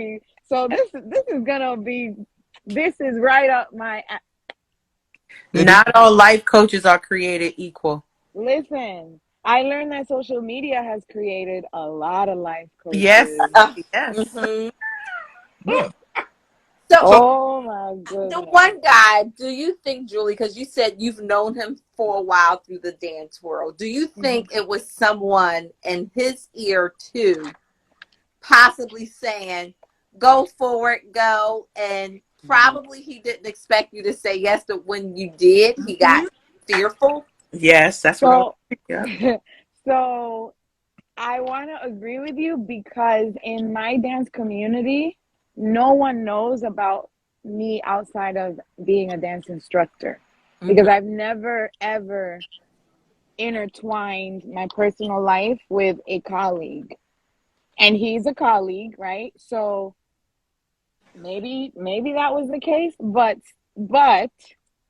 I'll see him and he'll say hello as if nothing happened. Mm, you good. I had something because, Julie, I've been watching your videos and everything, and I know Julie from here, which is a little bit more intimate, and one day we'll meet in person, but just the energy and the person that you present within yourself, and I'm sure it's super powerful in person. You are like the super fucking nova. I need you to understand that. You are super beautiful. You have an energy, and with dancing, that is so romantic and intimate and methodic. It's just like you have to understand the platform that people might be putting you on. Yeah. And it could be that starry-eyed syndrome that they get when dealing with you, and it's not that they know you personally, it's not that they know anything about you. It's like, oh my god, that's Julie. And I can guarantee at the end of the day there are a lot of people that think that. So thinking that, it's like, okay, prepare yourself. I want to give you a task that I know what you want. I know what your end game is. But right now I want you to free yourself to just have fun. No matter what happens, whether it's good or bad, whether it's good or bad. And I'm telling you to free yourself because the bad is affecting you to a Yeah. point that will not allow you to continue to have fun. It is what it is at this moment. Everything is entertainment. If you feel at some point it's not entertainment for you, walk off. Talk to So somebody you in the place. If the person don't show up, talk to somebody else. Just I don't know. I'm not the coach. Chels is the coach. I mean, I was just gonna say, like, you know, when you're transparent with people, the more transparent or free, as Keisha would say, the more Yeah. transparent or free you become, the easier it is for the people who don't vibrate on your frequency to go left or Yes. whatever way this is gonna look on the camera. Yeah. And though it's always good to do self-assessments and find out how we're, projecting ourselves into the world, you also have to understand that when you are 10 toes down on something, so if you 10 toes down on, listen, I'm not dating just for the hell of it, I'm dating for marriage, that's Yeah. going to take a whole pool of guys who are only trying to get in your pants, and they're going to ghost you, right? And that's Mm-hmm. a good thing, because what it does is it creates a filter, Yeah. right? And all that's left are the fish that you genuinely want to catch, right? It's just kind of difficult because you got to realize that all of these other guys don't want the same thing that you want, and you can't necessarily put that on yourself every time. What were you about to so so I don't put that on myself because well, with your help and Keisha's help and Dr. Hawk's help, everybody's help, I have learned that people are somewhat afraid of I have I have very, very powerful energy. Mm-hmm. Like I don't when I meet someone, I genuinely want to know who they are, Mm-hmm. not the person who they presented to me on social On media, socials, the yes. Come real one, on. you know? So I don't know if that's like a turn off to some people or if that's just too much. But my question is, why is that so difficult for someone to just communicate? If I am presenting myself to you in a very honest way, like for example, if I meet someone, I can honestly say, look, I don't know if we started off on the wrong foot, but I'd like to start again because for whatever, I'm not afraid to just say it. And I'm learning to say it in a way that won't be offensive. I don't know why I still expect for people to give me that same grace. Girl. I mean, And I'm at number 3. Girl. That ghosted me. But I appreciate each one of them because every time that happens, I self-reflect. And I'm just saying, like, thank you, God, because that's a red flag I would have not seen before. so Right. your vision is getting better, right? Now Yeah. you can Yeah. see clearly the rain is gone. Right? This Your for glasses, a reason. yeah, your glasses ain't foggy, and you got some, Dr. Hope. I was gonna say that's just God showing you your growth. He's blocking the Yes. bullshit. Blocking the On. bullshit. You Yeah, didn't even have to hire the cleaner to come in and throw out the trash. It's just like right there. yeah. I mean, Yeah. it's a matter of. I like sports. I like sports analogies because sports is something where you have a specific goal, which is to win and to typically score the most amount of points. And if you're into basketball, like I like to use the Michael Jordan reference, Michael Jordan's the GOAT, right? But Jordan had times when he had really bad games, and that didn't stop him from going back the next time, right? So if you know you're doing I ghosted them. Jay Stu. I know. I But just Jason, laughed. I'm laughing at it too. So we're people thanking God I ghosted them. Yeah, Julie Bean, you still there? Julie Bean buffering. But my point is this, and Julie's in a different phase in her life. Yeah. So she's in a new phase. She's And in when you walk into a new phase and you're gonna be transparent, you're going to be able to see other people's masks even better. Yes. Right? Because you've taken your mask off. When you get to the point where you genuinely like, yo, this is me. And if you rock with me, cool. And if you don't, that's cool too. It Come on. gets easier to see other people's masks. So Mm-hmm.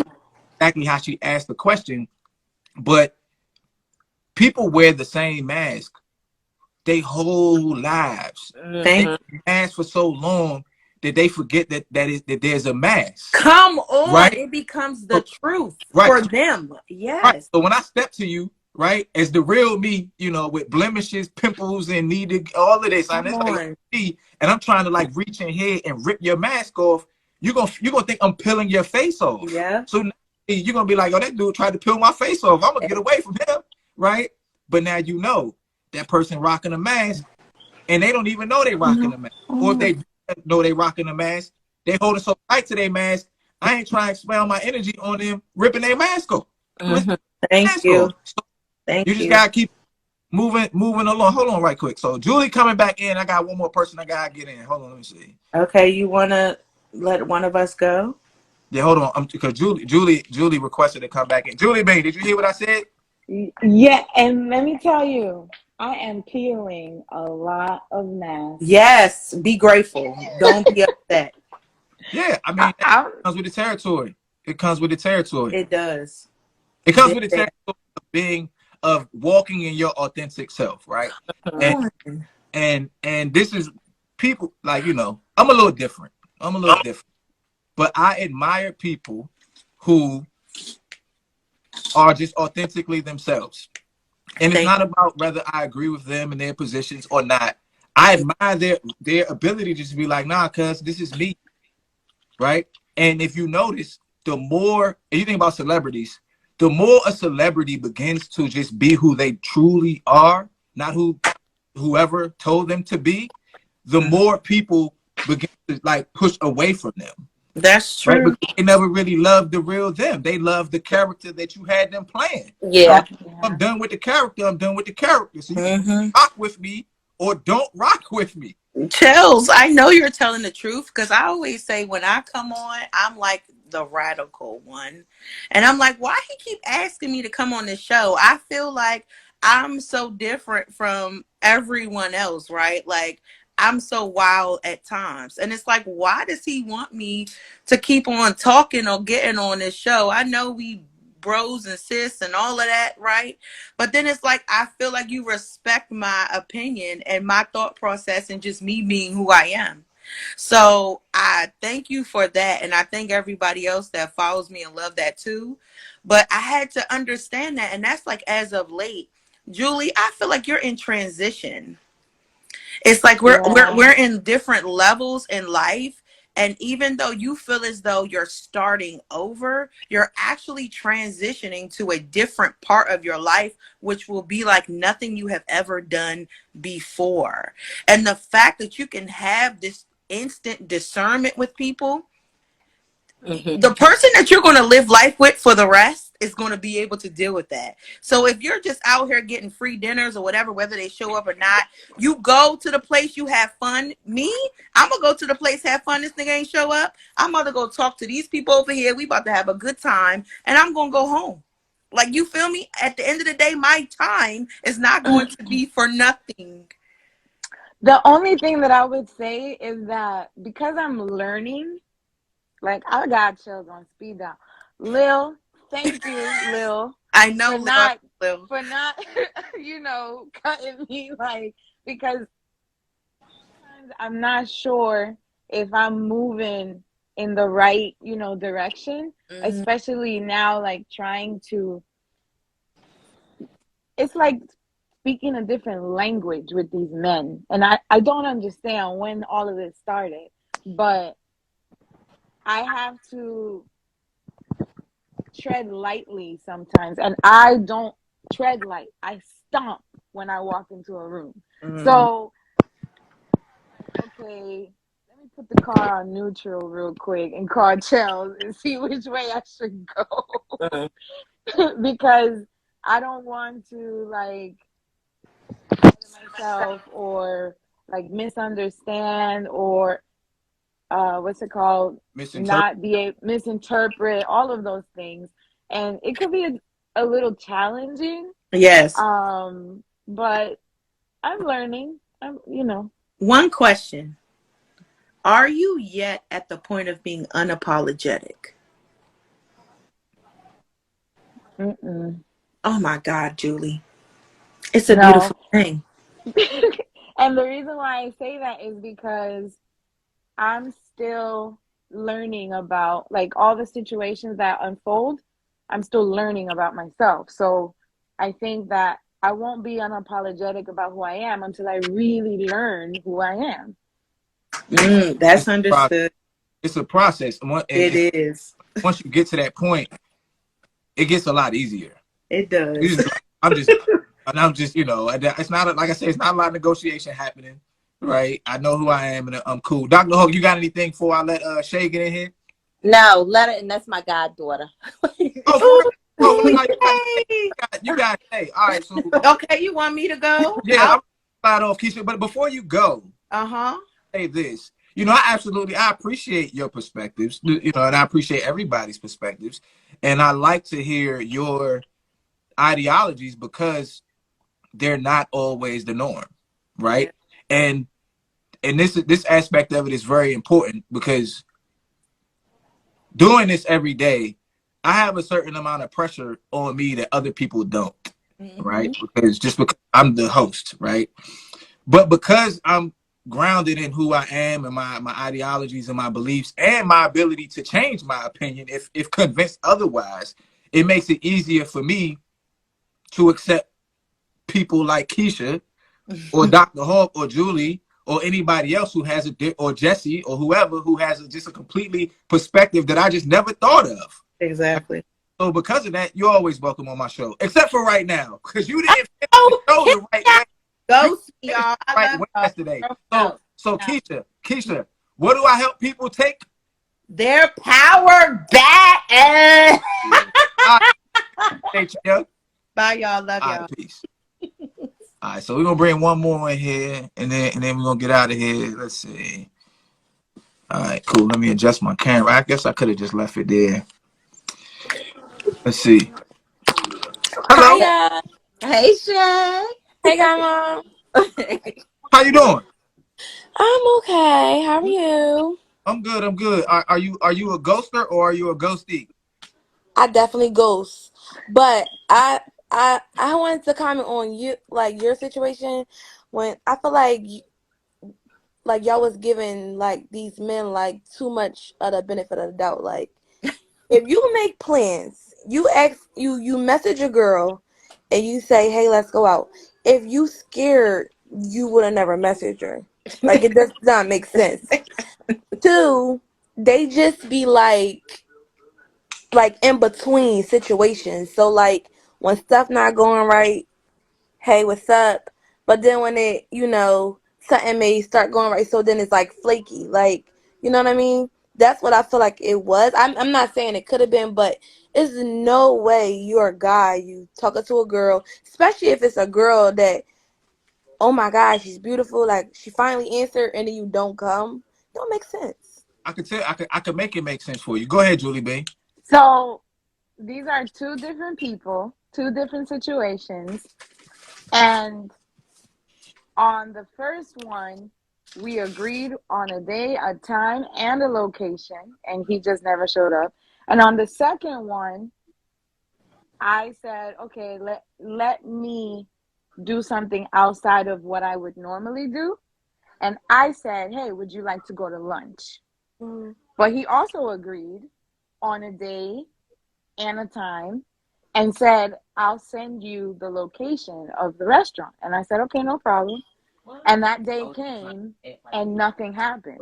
So that's why I'm like, if you didn't want to, why even? Yeah. Don't make no sense. But go ahead, tell us how men make. Yeah, explain that to me. This is the way I see it, and I'm sure there's more to it. But there's two reasons in my mind. I'm open to more that men ghost women. Right? It's just my opinion. One is that as a man, I know that what you want in terms of relationship, I'm not about to give you. Okay. You didn't even have the conversation to know, though. But if I know you well enough, right, to know what you want, because Julie says she's being transparent, right? So if I know you're dating with intentionality as opposed to Netflix and chill, and I'm dating for Netflix and chill, then that's one of the reasons I may ghost you. But they don't know that though. They don't know her well enough to be like, oh, they can have a like they can judge her. They can have they can think like, oh, she don't look like the type. Like they could judge her and say like, oh, she don't look like the type. But they don't know. And if you a man, you still gonna try. No, that's not true though. But remember, Julie has not. They haven't gone on one date yet, so maybe they have not gotten to that situation where they know what she wants. So I get that. Yeah, it's they not don't like know. date number 2 or 3. It's just like we're trying to hook up. It's like, oh, I hit this girl up. I'm in her DMs. Okay, listen. I don't know her. Listen, let me. I don't know what she want. She might just, Okay, Julie, yes or no? Do they know? Are you transparent with them beforehand so that they know what you're looking for? These two, one yes, one no. Okay, so let me tell y'all something about men, right? We put women in categories, right? There are women that we look at and we like, oh no, she's wife material. Mm-hmm. And there are other women we look at and we be like, she might be a jump off. And there's other women and we just kind of like, she could be cool. It don't really matter. I just hang out, right? If I, as a guy, look at Julie and see, oh, that's a wife, and I'm not ready to be a husband, then she might get ghosted. That's my point. Yeah. But my question goes back before that thought. Like, if you had that thought process, why not say, right, one, the first guy, why message me first and then not follow up? And then the second guy, why don't you just say no?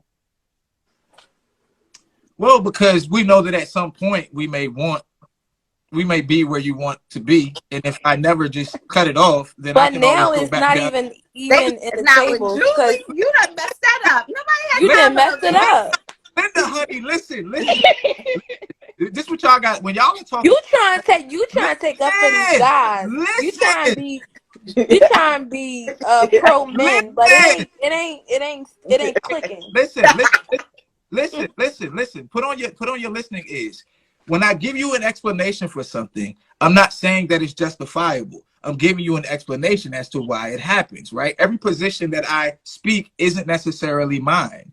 I'm giving you an explanation, right? So if I tell you that I see Julie, right, and I think Julie's wife material, but I'm not ready to be a husband. If I never absolutely completely cut it off with Julie, in my mind, I may be able to swim back up that pipe into the pissy pool one more time, right?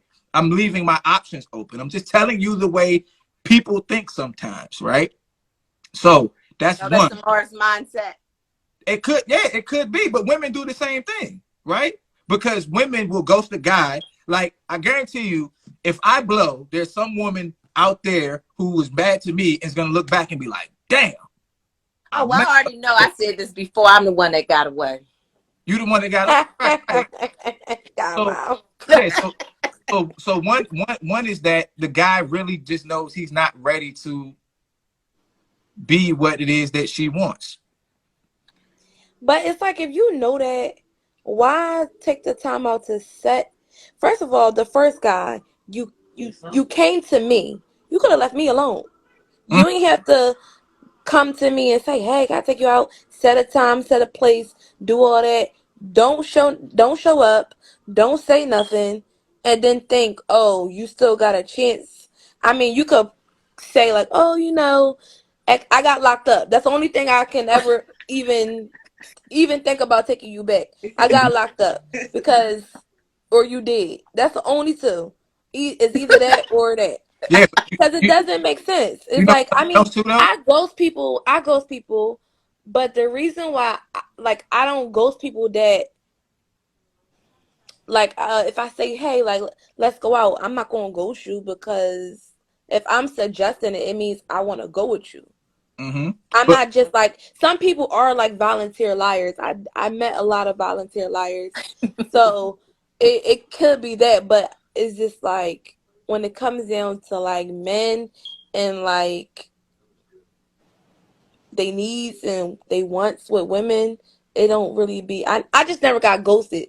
So I don't really know how to, Yes. like, I can't. So like society puts pressure on men to be, monogamous, right? Yeah. So a lot of the times you can how would I put this? The mind and heart can have two different things going on at the same time. So it could very well have been my intent to look at Julie and be like, damn, she's a wife. And in that moment, like, you know what? I should take her out, right? And in between that, like, damn, you know what? I ain't ready to be Julie's husband. Because men are more fearful of commitment than women. I Right. get that. And that's what I'm saying. And I'm not saying that the actions are justifiable. I'm giving you an explanation as to why it occurred the way that it occurred. I feel like most men don't, when they start to date a girl, I don't feel like they go in saying wife this or wife that. Well, for me, for my age, I'm a little younger than y'all. So I feel like, and I have dated older guys, I feel like it's not given, oh, if she's my wife, or I feel like it's like, oh, she's pretty, she's attractive, she has this, she has that, let me take her out. And then I feel like it progressed to that. Yeah, I feel like it just don't go off the jump. Every man gonna try. They gonna try you. But even before that, men have a gauge in our minds. I'm not saying the gauge is right. I'm saying men have a gauge on the way in which we see this woman, right? So some men are trying to take you out for the purpose of getting what they want from a primal perspective. Mm-hmm. Other men look at you and see your deeper qualities, or just your deeper essence, right? Like, we're all energy, right? Yeah. And when you tap in, you can see like it's certain women that I may be a guy who would sleep with women on the first date, right? But it's certain women that I wouldn't sleep with on the first date.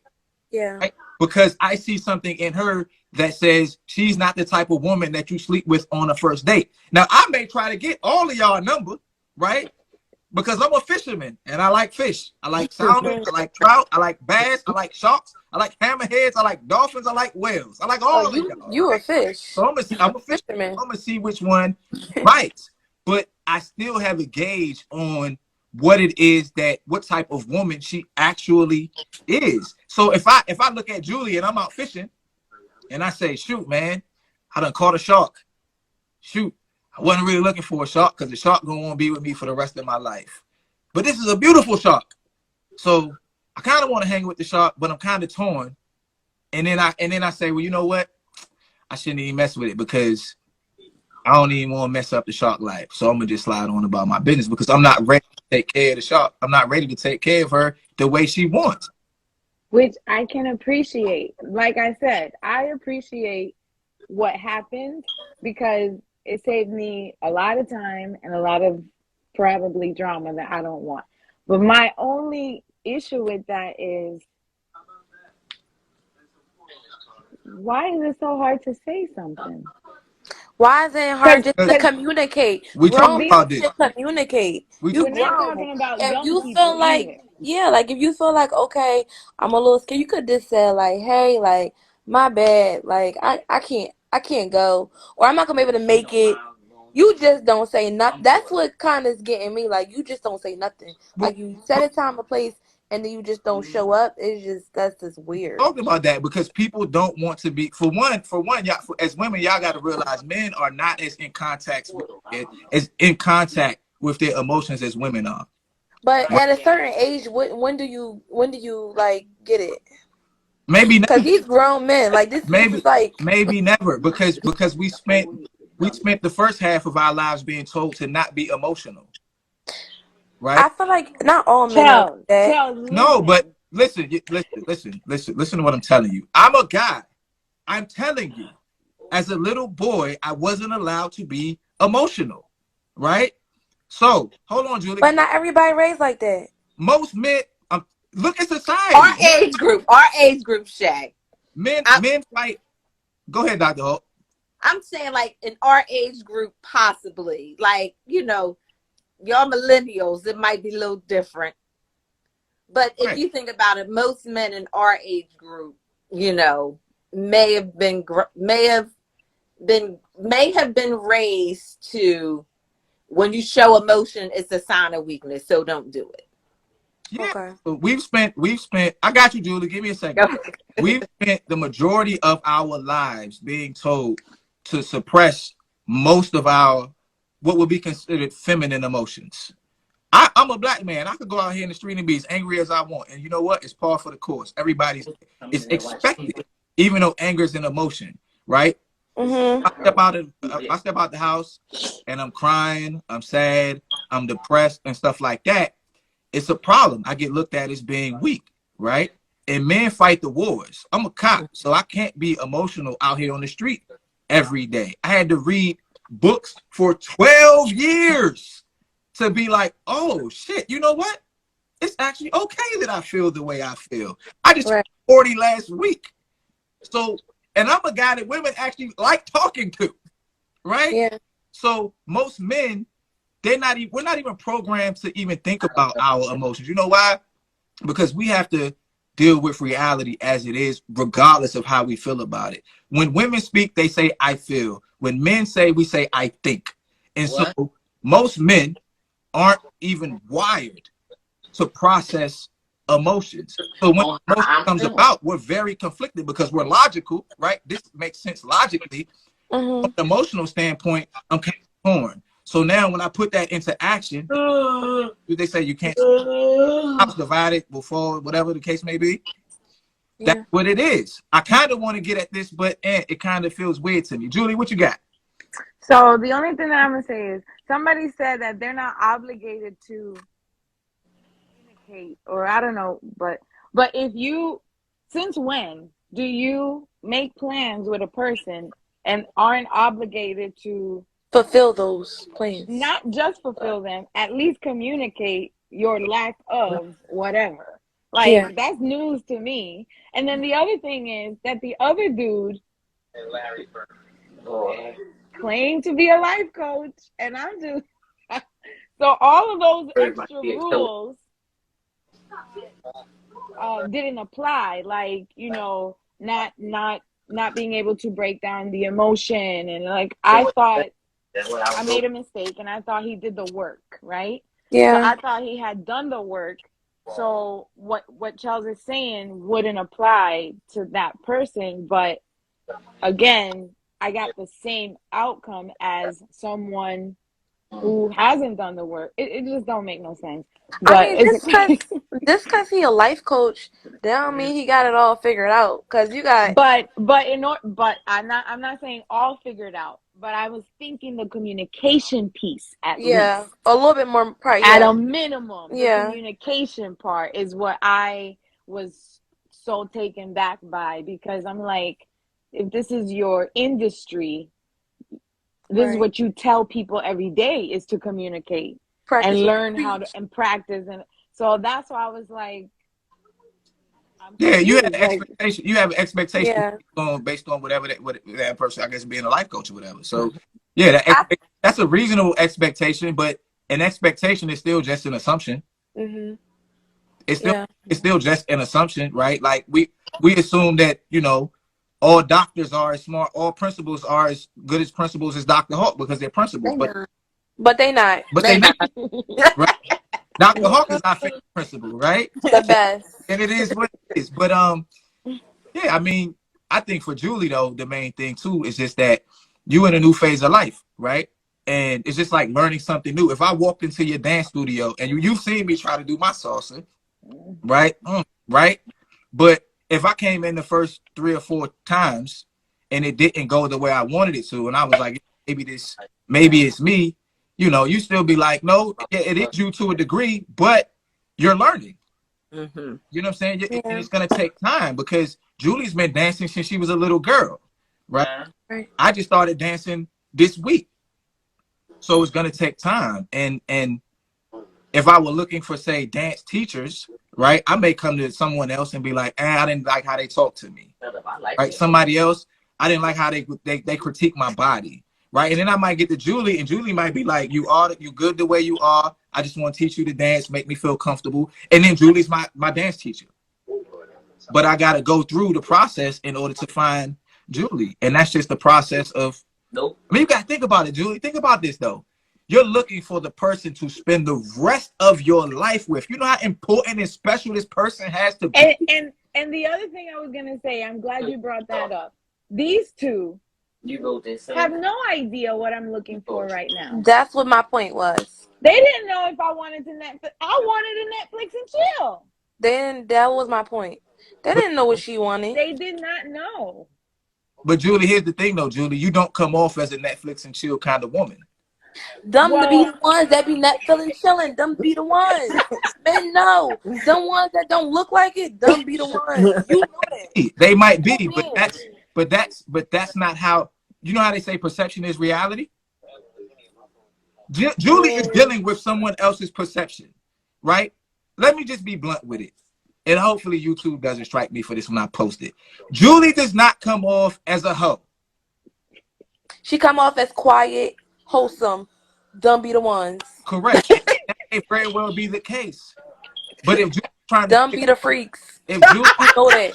out, Them church good girls, them be the ones. Them knees be burnt. Them be the okay, ones. got that. Right? But what I'm telling you Hopefully is, they don't block you. if Julie comes off as a good girl, right? I'm gonna assume that that's what Julie is. No, cause some guys can see right through it. So I'm trying to tell you, you a man, you going. It's okay. I just feel like what you said about men are not supposed to show their emotions and I didn't stuff say like that. that. I didn't say You said they were you said that most of them can't. You said it. they were taught not to. I said that men aren't that great at showing their emotions. Yeah, right. Right. I feel like if you have like you can learn at a certain age, if you're practicing, you've been in relationships, you should know based off experience. Because then it's like, when do you ever be happy and show emotion? If if you like, you get what I'm saying? Like, when do you get better at it? When do you feel like, okay, I want to like show how I feel? Because if you walking around like that, that's just like, how are you happy? Like, you angry. You Yeah. angry. Men You hurting people. You causing damage to yourself and others. men Then so if you have kids, men you gotta like. It's just like, men you're right. You're right. Men have a lot of suppressed and repressed emotions, right? But it's not, you can't put it all on the men when this is how we've raised our men, right? This is what it is. Like, if you're gonna ask me, right, day in and day out to go out and put my life on the line, right, to protect you, right, then my lack of emotional intelligence is something you're gonna have to deal with, right? That's just what it is. Now, if you are, and and we talked about this yesterday. This is where the woman comes in, right? The right woman who's in touch with her divine feminine principle will make a man feel safe and secure and expressing those emotions. Yeah. So if you haven't come across the guy who feels that way, it's because you haven't brought that out in him. And that's not to put on the woman, right? Because men are responsible too. But it's about feeling safe. The same way women look for protection. Like if I go out with my wife feel good and safe because she know Chels will throw down if I got to, right? It's the same way, just inverted with men, right? So take Dr. Hulk. I like Dr. Hulk, right? If Dr. Hulk happened to meet me in the street somewhere, we known each other. And Dr. Hulk was like, damn, Chels, you look kind of sad. I trust Dr. Hulk enough to talk to Dr. Hulk about what's really going on with me, right? Yeah. But that's because I know Dr. Hulk enough to trust her. But if I as a guy, I'm out here in the dating world, and you got the city girls, right? You got the good girls who might be free. You got the who might actually be good girls. You have all of these different people with all of their masks on. Why am I gonna open up my emotions to you? Well, I'm not going. And you admitted that you be ghosting people. No, I do. I do ghost people. I do. So hold on, Dr. Hulk. I ghost people. I do because some guys you can tell that they're not right. You can tell. Like I don't have time for that. It's not necessarily ghosting. It's just like I'm good. I don't make plans and say, oh, I can't make it unless something come up. I don't do that. That's not ghosting, I guess. But some guys don't be right. You could tell. Yeah, but I'm not going to be around nobody I don't feel comfortable with. I'm not going to be in a relationship with nobody if I feel like I can't open up to them. Okay, so let me ask you this. And I feel like men should be like, if that woman don't make you feel safe, if you in a relationship and you feel like you can't open up to your girl, why you with her? So let me ask you this. If you ghost people, right? If I know you ghost people, why would I open up to you? But you don't know that. Nah, but I mean, we're on the internet, right? So like the same way Julie on here, so somebody watch Julie every day on my show, they're gonna be like, Julie's looking for a husband. She can say she wants to Netflix and chill, but she's looking for a husband, right? Because we can see that Julie has a good heart. She's looking for long term, right? And I said, and we talked to you today, and we like, well, every woman on here, I think, has said that they've ghosted someone, right? So why would I then open up to you emotionally for you to be like, he's weird, he's uninteresting, right? He's ghosting and judging is two different things. No. Let me finish. He's weird. He's what's the word? Indecisive. He's uninteresting. He's not in contact with his emotions. I ghost people, right? Because women have admitted based on this show today that y'all are ghosters, serial ghosters, right? Why then would I come to you and say, I feel like crying? For you to let me cry on your shoulder and then be like, girl, he was crying. I ain't answering the phone for him. A ghoster and a judger is two different things. You can tell when somebody is feeling you for you to cry on their shoulder. Just because I ghost other people, that don't mean. Just like for men, just because you did this to this girl, don't mean you're going to do it to the next. Y'all, everybody get treated differently. Yeah, everybody does get treated differently. But if this girl was just out in the streets, right? Why would I assume that she's not going to be out in the streets for me? Because everything ain't for everybody, and everybody don't get the same treatment. Yeah, but I'm going. This how when y'all meet somebody, you could have Keisha and Diana at the same time, right? Oh. You may do something with Diana you ain't doing with Keisha. It's two different things, but Diana gonna think you do it because you're doing it with Keisha. But it's just like, no, you ain't her. She ain't you. Yeah, but your track record, right? Your track record. But that's your track record. But it's this I'm saying. It's like track records don't have nothing to do with the person. My track record, your track record. If I know your track record, right, that dictates how I see you, right? Yeah. Right. But I'm saying it could change. Listen to me, right? if I as a man have been ghosted, right, multiple times, right, even if I meet a woman who I think may not ghost me, I'm still going to be tentative to open up emotionally, right? Right. So why then? Why, like, you know how long it takes for a man to open up emotionally? Yeah, some men. I never had that problem, so I don't know. Oh, you will. You do it long enough, you will. Right. And that's just something that women, I think that this is what I think. Men are more accepting of women the way they are than women are of the way that men are. Right. Because if you ask a man what his dream woman is, and we're not talking about Dr. Hulk, we're not talking about the upper echelon of age ranges, right? We're talking about the people who are really in like the dating pool, right? Okay. Ask a woman what she wants out of a guy, and her list is going to be exceptionally longer than a guy. What? Right? So why am I the one getting ghosted then? because you're new to the pool. It's the same reason why I wouldn't be good at dancing, right? You're being transparent, you're trying your best. And another thing too is, like I said, like Dr. Hawk said, women are more likely to want commitment, right, than guys. So if Julie, let's just do it this way, Julie. If So you had they're looking for, I get it. So they're looking for to make sure their boxes are checked because we're looking for commitment. Now, yeah. I get that. I get that. I get that. Julie, if you had your choice between Netflix and chill or being at the altar, which one would you choose? The principal knew that. Say it. Meet me at the altar in your white dress. I feel like both. For me, it's both. Cause somebody, it could be different.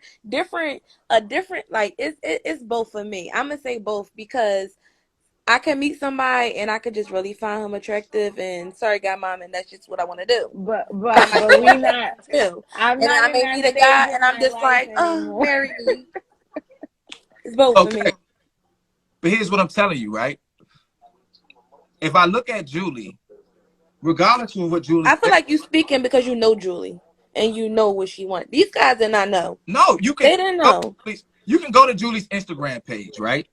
And even though it's all dance, you can. It's Instagram. Instagram is cap.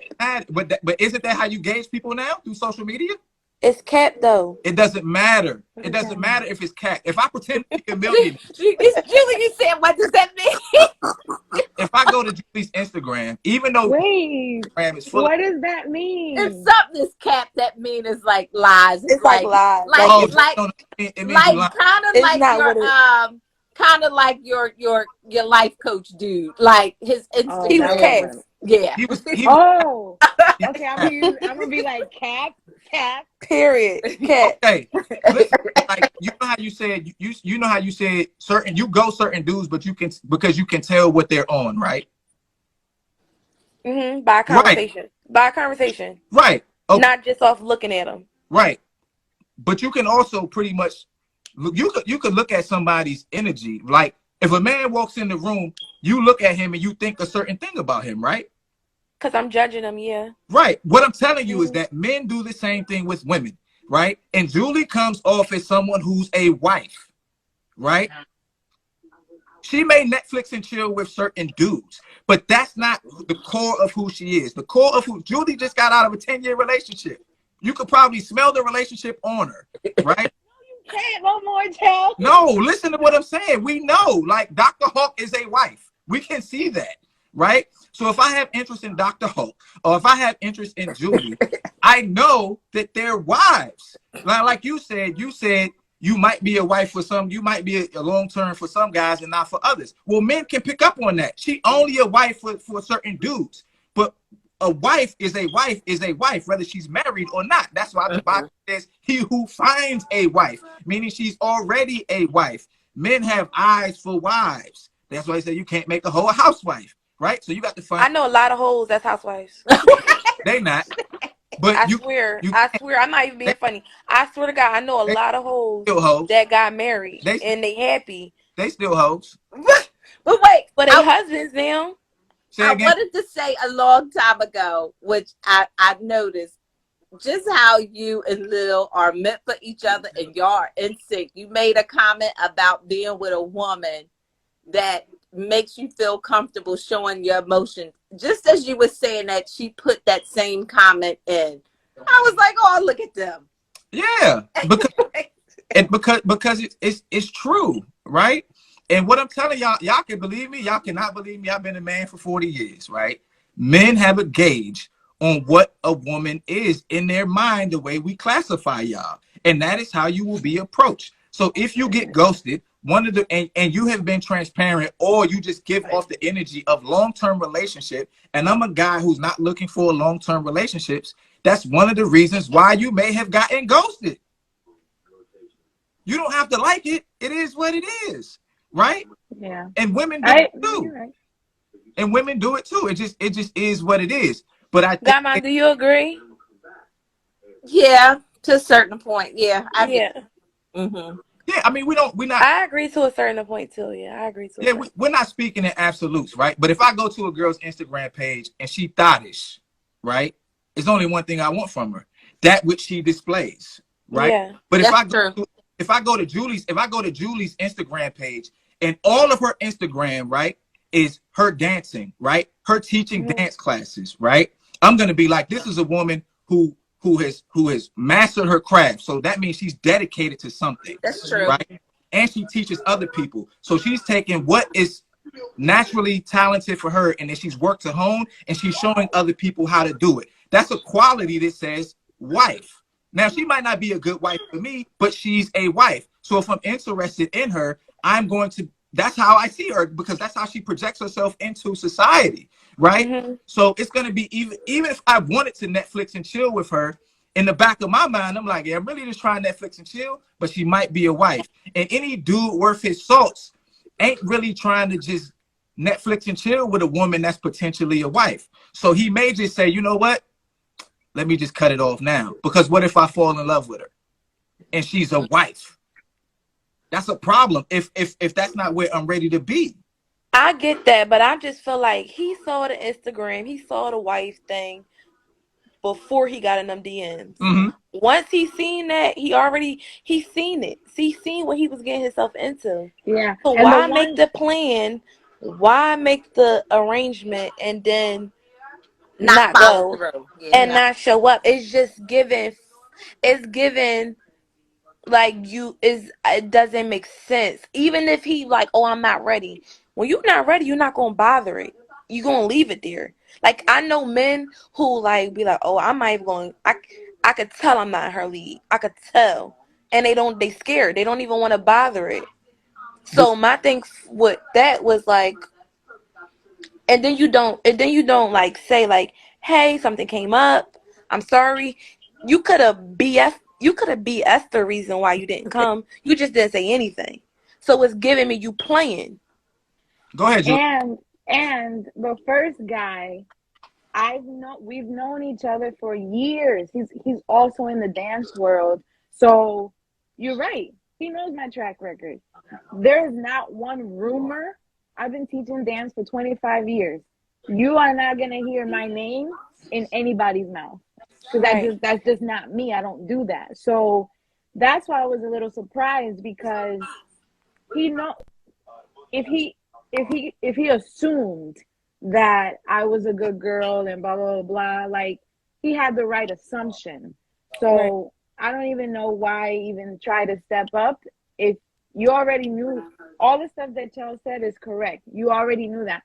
I've been around him in the same events and shows, and he has seen how I carry myself. Right. So it's not like he only had social media to learn about me. So I think with this one, because he has known you and has seen how you move in different circles, again, I really think that for him, he probably had to kind of build up himself to say, let me ask, and then probably didn't expect you to say yes and got scared. That's my thought about that, because it's not somebody out the blue.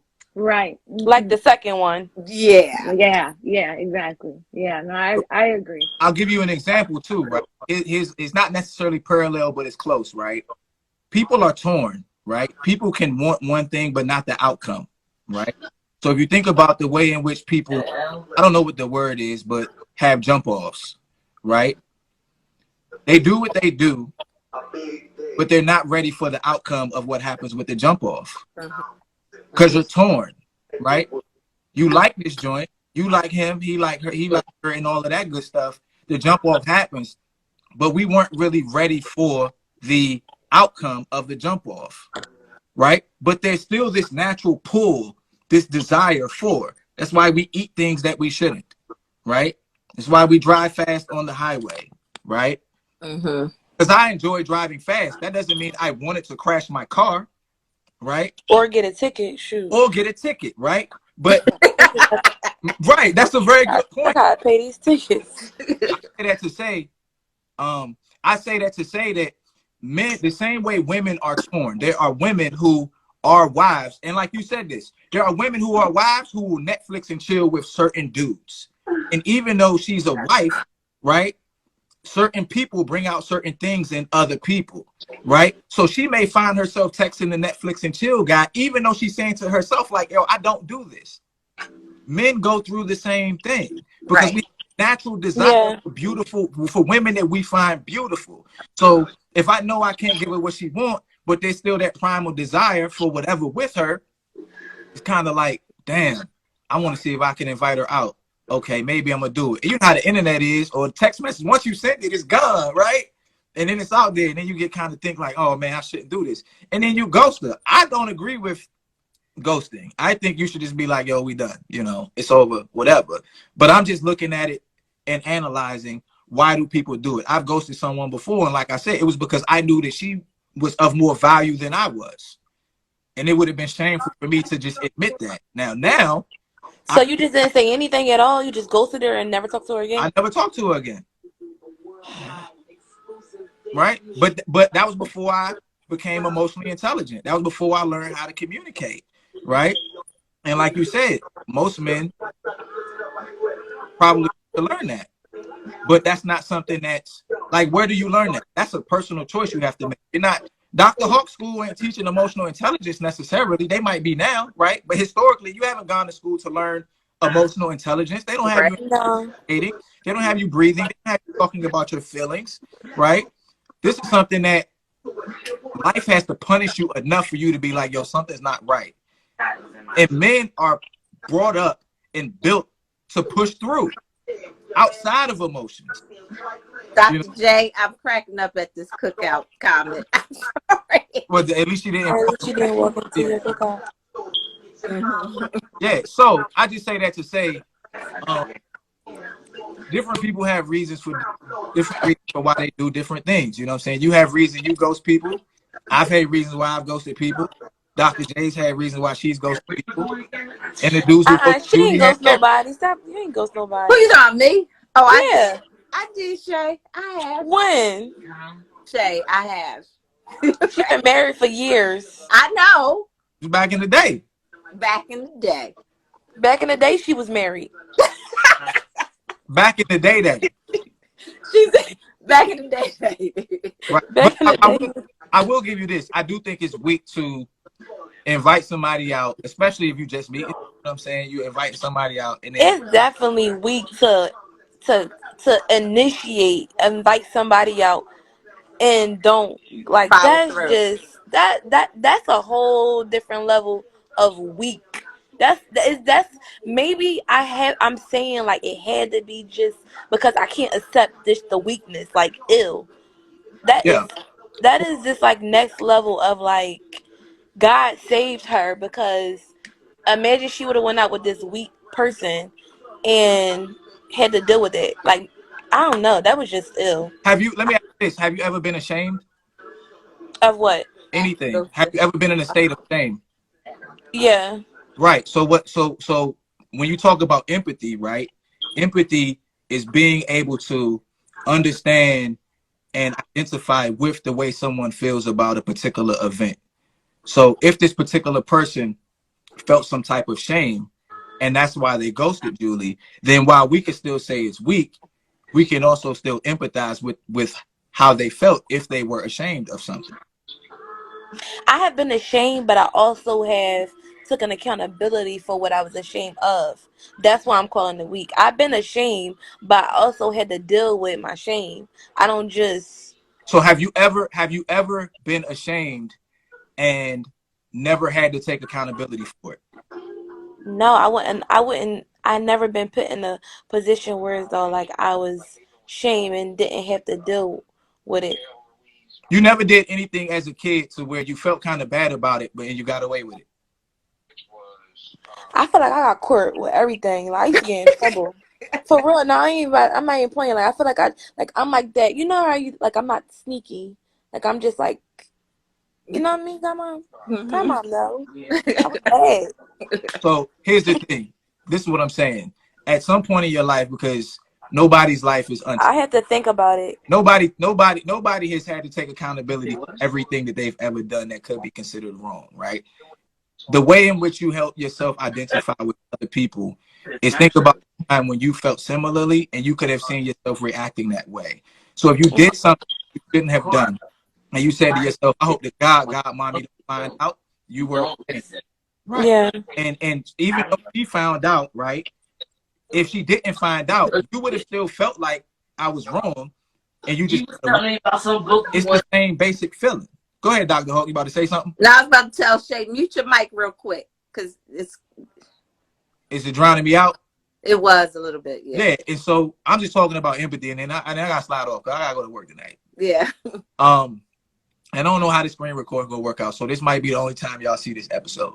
I got two people waiting to get in. Y'all, we might have to do this tomorrow. But I know. My point, my simple point is this: when you're making an attempt to understand why people do certain things, you have to consider a similar situation where you would have done the same thing. Not necessarily one for one in dating, but if you think to back when you were a kid and you did something and you hoped your parents didn't find out, you felt ashamed.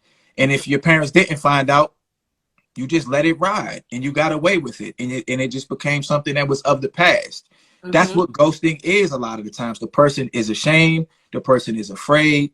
They're not good at effectively communicating. They don't want to admit that they're afraid of commitment or whatever the case may be. And while we can expect them and desire for them to be better at these things, Earth is a school and we're all learning. And I think that's just part of the process. So, Dr. Hope, I appreciate you. I know my God baby had you on here a long time going on. I said, Yeah. It was good though. Let's see. Hold on. Let me see. Well then, Chelsea, there are a lot of people that need empathy. Everybody needs empathy. That's the point, right? We live in a society where our perspective is the only perspective that other people should have. And the reason people come sit here and talk to me for 2.5 hours every day is not because I agree with them. It's because I say to them, yo, I can see why you feel the way you feel. And I genuinely mean that. Right. I genuinely mean that. I take people to jail, right? I could imagine myself. I know how I felt when I was a kid and I did something and my father caught me. It sucked. Mm-hmm. So now that I've caught you, I'm sure it sucks. Mm-hmm. And I can see why you feel the way you feel because I've been there. Yeah. So that empathy goes a long way. Dr. Hope, I got two people asking to get in. What do you think I should do? You the principal. You gotta go to work. I gotta go to work. I gotta take a shower, but I'm a monster, so I'm gonna keep going. But you can slide on to. Hold on. Julie Bean, you trying to get back in here? Hold on, let me see. Julie Bean, what you got? So, okay, I know you got to go to work, but the other thing that I was going to say was, I think like that, like what you just explained. Like, I always think about, I wonder what that person is dealing with in their life, right? So I try to be nice. I try to be pleasant. I try not to be like a mean girl or a rude girl, because in my mind, I'm like, damn, I don't know what they got going on in their life, because people nowadays, they want to put up for social media and they're drowning at home. Right. So that's why I try to be so honest and careful and transparent. Like if I turn down dudes all the time, but I say to them, you don't want this. I'm not ready for that. Or, you know, thank you for the compliment. You're just not my type. I don't string along and then just disappear. Like that's just not something that I do. You're Right. honest. So, Yeah. Right. you know, so with the dudes, I was like, But you know, everybody ain't you though, Judy. Like you you're got right about that. yeah, I think at some point we have to realize that duality exists for a reason, right? Mm-hmm.